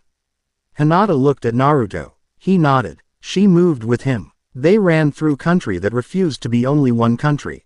Roads blurred, climbed into bridges, bridges became alleys, and then there was a megacre in all its patient water, the rain deciding they had earned it. The paper church stood with its ears open like a mouth about to call someone in for a scolding. The first thing Naruto saw was the orphans, lined up with invented dignity, chin up. The second was the bell. Not the one they had broken. Not the one they had half broken. Either. This one was forked like cupped hands and its note didn't move through the air, it moved through the idea of the room. Naruto hated it immediately. Kawaii. Rata stood at the nave like a kindly uncle at a family story who doesn't interrupt, only clarifies and leaves out crucial parts. His hair was damp and just so. His coat looked like it had stared at a hanger until it behaved. You make it tidy, Conan said from the door, voice without ornament. You'll clean up after yourself. Always, Kawaii said, as if offended she'd had to ask. He lifted a hand, and included the children and the bell and the church and the day. This is inefficient, he told Naruto, that pleasant voice again that liked you until you thought that counted. You break a tower and the world gets louder. People suffer. They live in that noise. I can make it quiet and leave them the furniture. Your quiet kills, Yugito said, and her blue curved along her knuckles like she'd cracked them and color had spilled out. It prevents, he began. Choice, Conan said. It prevents choice. Kawaii looked regretful that she had understood. It prevents uglier choices later. He touched the bell with one finger. It rang through Naruto's bones and plucked his dusk and dawn apart like a musician testing an instrument. Shien's bell answered and the notes tangled. Kawaii frowned, watching the place where the tones crossed, which was everywhere and nowhere and directly over the head of a boy who had been deputized to make lists. The boy did not flinch. He had a job. Kawaii exhaled a nd in the exhale was the entire argument. Let me, I'm better at it, it will hurt less if I do. Bring your hand here, he told Naruto, like a teacher inviting a student to touch dangerous glass under supervision. Naruto didn't move. No. Kawaii's eyes warmed in annoyance. He lifted the bell's striker. You'll force me to hurt what you mean to save. Then say you hurt them, Tamari called out brightly from the aisle. And stop outsourcing your verbs. Kawaii's mouth twitched. Pleasure, because he liked language games. Pain, because she'd hit a rib he kept wrapped. He took a breath. He would ring the bell on the next. Conan made a cocoon. She didn't warn. She didn't ask. She pulled every sheet of paper in the church up and out and wrapped it around the children and the pews and the bell belfry. Why in the nave and two of the outer buttresses and the ugly, beautiful cracked tile that had been there since before she'd found this place and decided it didn't get to die this way. The whiteness folded, layered, thickened. Script flashed. Not commands, but names, tiny personal spells that said stay and be in mine. The bell rang and the sound went around the cocoon. It gnawed, sulked, sought purchase and failed. Conan's jaw flexed like a fist. Naruto felt paper become bone. He felt Conan's heart slow, then stagger, then hold. He had never seen her bleed because she never gave people the pleasure. Now she bled nose red onto the neat white and didn't mind. Hinata's hand touched her shoulder for 1 second, a communion wafer of contact. Conan didn't nod. She didn't have to. Kawaii, a man who he appreciated other people's competence, had to admire it. He did, with a genuinely impressed lift of his brows. You'll die keeping the sound out, he said, almost admiring. He could stop it at the source. Naruto looked at the bell and the cocoon and Conan's mouth set like a hatchet and the orphans inside who had decided to stand on their dignity because sometimes that's the only thing small bodies can carry without dropping. He could unmake the bell. He could cut its note and shove the end into the floorboards and make the church swallow it and call that righteous. Or, he could pick the right cut. Kawaii raised the striker again. Decide, he said. He wanted to see which Naruto would be. Naruto stepped. Not toward the bell. Toward Kawaii. He put his hand up and Kawaii stepped back as if the hand were something unclean. It wasn't the palm Kawaii feared. It was the way the world agreed with it now. Naruto didn't touch him. He hovered his hand an inch from Kawaii's chest where he had felt Someth. Suspiciously tidy living quietly for a very long time. I'm going to cut a lie, Naruto said. Dangerous, Kawaii warned, gentle, honest. Yes, Naruto said. He breathed, touched dusk, pinched, not flesh, not bone. He pinched the certainty in Kawaii that only stillness is safe. He didn't kill Kawaii's conviction. He took away its certainty.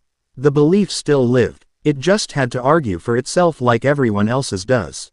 Kawaii staggered. He looked offended first, then bewildered, then human in an unflattering way. He rang the bell and couldn't hear it. The bell rang. The note stuffed itself in to the seams of the cocoon and bit those names and chewed, and Conan bled more and did not fall. Kawhi held the striker and felt nothing but the weight of a tool. "And no," he said, utterly unheard by himself, and brought the striker down again as if repetition had ever guaranteed results. Naruto didn't smile. This wasn't triumph. This was surgery. "You can't hear your god anymore," he said softly, "because honesty isn't mercy. But it can be a clean cut." Kawhi made the sound people make when they've dropped something precious and only then realize they were holding it. He looked at the children, at the paper, at his own hand. As if someone had rearranged the labels in the world without bothering to leave a key. He sank to his knees, the striker rolling out of his grip with a clatter that pleased no one. Yugito stepped forward, blew a low mantle, and tamped the last of the bell's hunger into ash. Tamari flicked her fan once in a circle over Kawhi's head like a benediction she would never give and said, "It's itchy when you don't get to be right all the time. You'll scratch it or you'll learn." Conan's cocoon released. Paper collapsed like breath and then went still, damp with rain and blood and the stubbornness of saints. One anchor remained. The net's tone didn't stop. It changed key, a spooked thing, retreating to its last safe room. "The dam," Hinata said, and Naruto was already running. They hit the road like a thrown knife. The river met them with that terrible honesty only rivers own. The dam hunched. Inside, men adjusted dials that were not dials and looked at glass that w. as not glass and tried to hold their faces in shapes that would allow them to pretend this was correct. Kawhi had built the room's humility. It knew it served a future. He was not there to be proud of how neatly it carried out his wishes. Star of Vith waited on its cradle like a sleepwalker at the top of stairs. It hummed a proposition. It offered itself up to the sky the way a child offers a draw. To a parent who has to leave for work and will say "I love it anyway." Amatsura arrived through that hum as if stepping onto a path he had cut himself. He didn't bother with the ridge this time. He walked down the spillway into spray and balanced there like a man on a low wall. The air congealed, not to hold the world, only to make it listen. He looked at Naruto, and his mouth did that polite curve. That means we were interrupted earlier. Shall we continue?" "Naruto," Shion said quietly, a few steps behind him on the slick concrete, her bell hanging under her fingers. "Tie your ankle." He smiled without looking. "It's tied." Amatsura extended a hand. Not for shaking. He plucked tension from the spray. Water sheened and parted. He peeled a memory from the air. A road, a bench, bread, offered it to Naruto like a coin trick. Then flicked it away himself with good humor. "Unnecessary," he said. "Agreed," Naruto said. They met mid-spillway. Amatsura's pruning cuts did not feel like cuts. They felt like gentle, terrible editing. This gesture, not needed. This breath, optional. This will, tidy it. Naruto caught the edits on the hard angle of his dusk and let them bite there. He fed their carve into places that needed more. Such as Hinata's hands on people behind him still held by that last note, such as Shion's bell trembling under strain, such as Temari's calculation and Conan's paper. Never all of it, some for now. Some for later, never everything. He made himself a conduit not because he wanted to disappear into function but because this was the only way through. Amatsura reached in, removed the part of Naruto's spine that thought itself necessary. Naruto laughed once and put it back out of spite and affection both. "You're very sure you're right," he said. "I've been alive a long time," Amatsura said, not boasting. "Plants have taught me to be modest. Men have taught me the opposite." Yugito leapt past Naruto's shoulder, blue raking along the spillway and devouring the ancho. Are lines of the net where they bound into metal. Her face was grim with the pleasure that comes when you set the right fire. Temari's wind pinned the spray a heartbeat at a time so Yugito could find purchase. Conan's paper hovered over the outflow to catch people if the dam's edge failed to remember not to kill them. Below, in the room, technicians tried to shut the Star of Vith down properly and air betrayed by a design meant to be indifferent to their opinions. The shard whined like a horse that had never seen an open field before and wasn't sure if it wanted it. Shion's bell shifted cadence a hair, for them, not for the god. Amatsura did something he had not done before. He reached across Naruto and crooned the idea of Hinata being allowed to stand by his shoulder at the same time as him. He was careful. He didn't cut her. He cut the permission. The air obeyed like a well-taught dog. Naruto missed her touch before his body realized it couldn't feel it. He hated that and turned that ha-te into a second idea. If you can cut permission, you can stitch obligation. He took the severed thread Amatsura had left and tied it through his own core and looped the other end around Amatsura's wrist. Not binding, not yet. Just a demonstration. Amatsura stopped. He looked at the loop. He hadn't felt it despite being who and what he was. Ambitious, he said. No anger. Anticipation. You keep saying that, Naruto said. Watch. He let dusk bite him. Not his skin. He let it cut the abstraction he had been hoarding. The refusal to make a choice on a scale that would cost him personally. The cut opened a seam. He took what leaked, an awful tender thing, and fed it into the weave. The next of Amatsura's pruning strikes he caught on his left and poured into Konan's paper. The leaves went green a finger width more. The dam shuddered in a way that wasn't structural, moral. Shien's bell burned his ear with the word here. Hinata's hands reached 3 stalls away and woke a woman who had decided to become stone and changed her mind all the way to tears.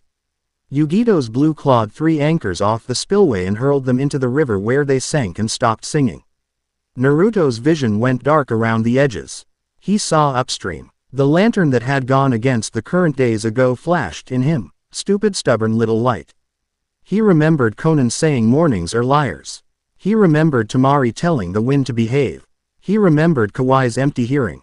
He remembered the boy with the bell hand shaped from use. Then he chose. He closed the loop he'd put on Amatsura. Not around his wrist. Through his core. It was not a rope. It was a thread. A mortality thread. The kind you only have a right to touch if you've earned it and know how to put your fingers down lightly afterward. He didn't push death in. He stitched life through. He tied the far end not to a clock. That was Temari's joke, but to a patient breath. A human span. Consequences. Amatsura didn't startle. Gods do not startle. He paused as if a sound had come from a room he didn't expect to be occupied. His mouth became an O of quiet interest. He put his fingers on the loop as if testing fiber. He felt, for the first time, the shape of fear. You made me able, he said, and almost laughed because what a slur for him. You have tied me to lack. No, Naruto said, to cost. Amatsura looked at the room below, the engineers whose names he had never learned. At Yugito's blue, at Hinata's steadiness, at Temari's grin, which wasn't unkind, merely busy, and at Konan's paper. He looked at Shien's bell and accepted that he could not name it. He looked back at Naruto and nodded, a tiny, respectful gesture that would bother many people more than shouting would have. Curious, he said, I will learn it, and live with it, Naruto said. He didn't threaten. He stated the new truth. Amatsura touched his fingers to his own sternum as if to confirm solidity. He didn't retreat. He chose not to continue. He stepped up off the spillway the way a man steps out of a bath and dries his hands on a towel and goes to consider a book in light that has changed. He left. The net, deprived of a god and of 2 towers and of a third whose bell had learned shame. Collapsed like a badly folded chair. Breath returned to Konoha like weather to a valley. The star of Vith's hum went from confident to confused to tired. Down in the chamber, a technician with a good beard and the beginnings of a stomach ache put his head in his hands and started crying because right is complicated. Naruto stayed standing because movement would break him. He leaned against nothing and counted until numbers learned to behave. Hinata came up onto the spillway without asking permission because he'd cut that trick. She put her fingers on his cheek again, thumb catching on the rough and taking the measure of it. You costed, she said softly. Worth it, he said, and then hated that his voice sounded earnest. He tried again, lighter. He hates being interesting now. Yugito climbed the last steps with a soldier's grumble about stairs and gods. When do we get to punch him? She asked. He's going to be busy catching colds for a while, Temari said, leaning her fan on her shoulder. We'll send him soup. Konan stood with Rain finding her face like it knew the way. She looked at Kawai's long neat shadow all the way in a megakure and then her. At the empty hum where a god had stood. Ugly, she said, softly. It was praise for the outcome, not the day. She turned and began counting roofs downstream, making a list she would send to a boy Who would like to write it in a narrow hand. Sheehan rang her bell once and let it stop. The sound went out like a ribbon unspooling and tied off somewhere useful. They went back to the paper church for the screaming, which by then had turned into crying and then into angry silence and then into the work of making tea. Conan sat down before anyone told her to sit down. Hinata's fingers pressed the point behind her ear to calm a pulsing that wasn't quite a headache. Naruto took Conan's hand without fanfare and put it on his knee so she would know where he was if she needed to steady herself without spending a word. She let it stay as long as it needed to. Kawhi sat on the floor with his back to a wall. His hands were empty. The bell was still where it had fallen, insulting in its normalcy. He looked at Naruto with the cautious hatred people reserve for doctors who have saved them in ways they did not agree to. Why that? Kawhi asked, voice dry as paper now. Why not kill me? Naruto didn't give him a speech. It would have been tidy, he said. You don't get tidy. Kawhi laughed once, a bark that had nothing to do with humor. You took from me the only coherent ethic I ever found. I took the easy part, Naruto said. You can still believe. You can't call it inevitable. Welcome to the rest of us. Kawhi rubbed his thumb over the heel of his hand like a man worrying a wedding ring long after he had taken it off. He didn't nod. He didn't curse him. He looked like a man learning a new instrument late. It would be unpleasant to listen to. Naruto pitied whoever lived next to his practice room. They stacked chairs. They counted heads. The girl who had demanded pickles earlier marched up to Naruto and shoved a lumpy paper crane at his chest. You scared me, she said, accusing him of the thing he was guilty of. I scare myself, he admitted. Sometimes I'm very boring about it. Good, she said, and walked away with a lord's disdain for lower matters. Conan watched her and didn't smile. Her eyes softened like paper you folded and unfolded until it remembers both forms. After, they went to graves. Not many, more than none. The world always forgets the numbers and only keeps the names if the names are particularly stubborn. Naruto knelt by a stone that owed him nothing and set his palm to the dirt the way you do when you trust it to be as honest as everything else isn't. Hinata knelt beside him without talking. They counted breaths together until the counting stopped being the point and the breathing was. Tamari stood at the wall of Konoha as the sun went down. ND called the day good or bad or neither aloud as if grading it might tell the wind how to behave. The wind ignored her and then, just to be polite, shifted to a direction she preferred. She made a face it couldn't see.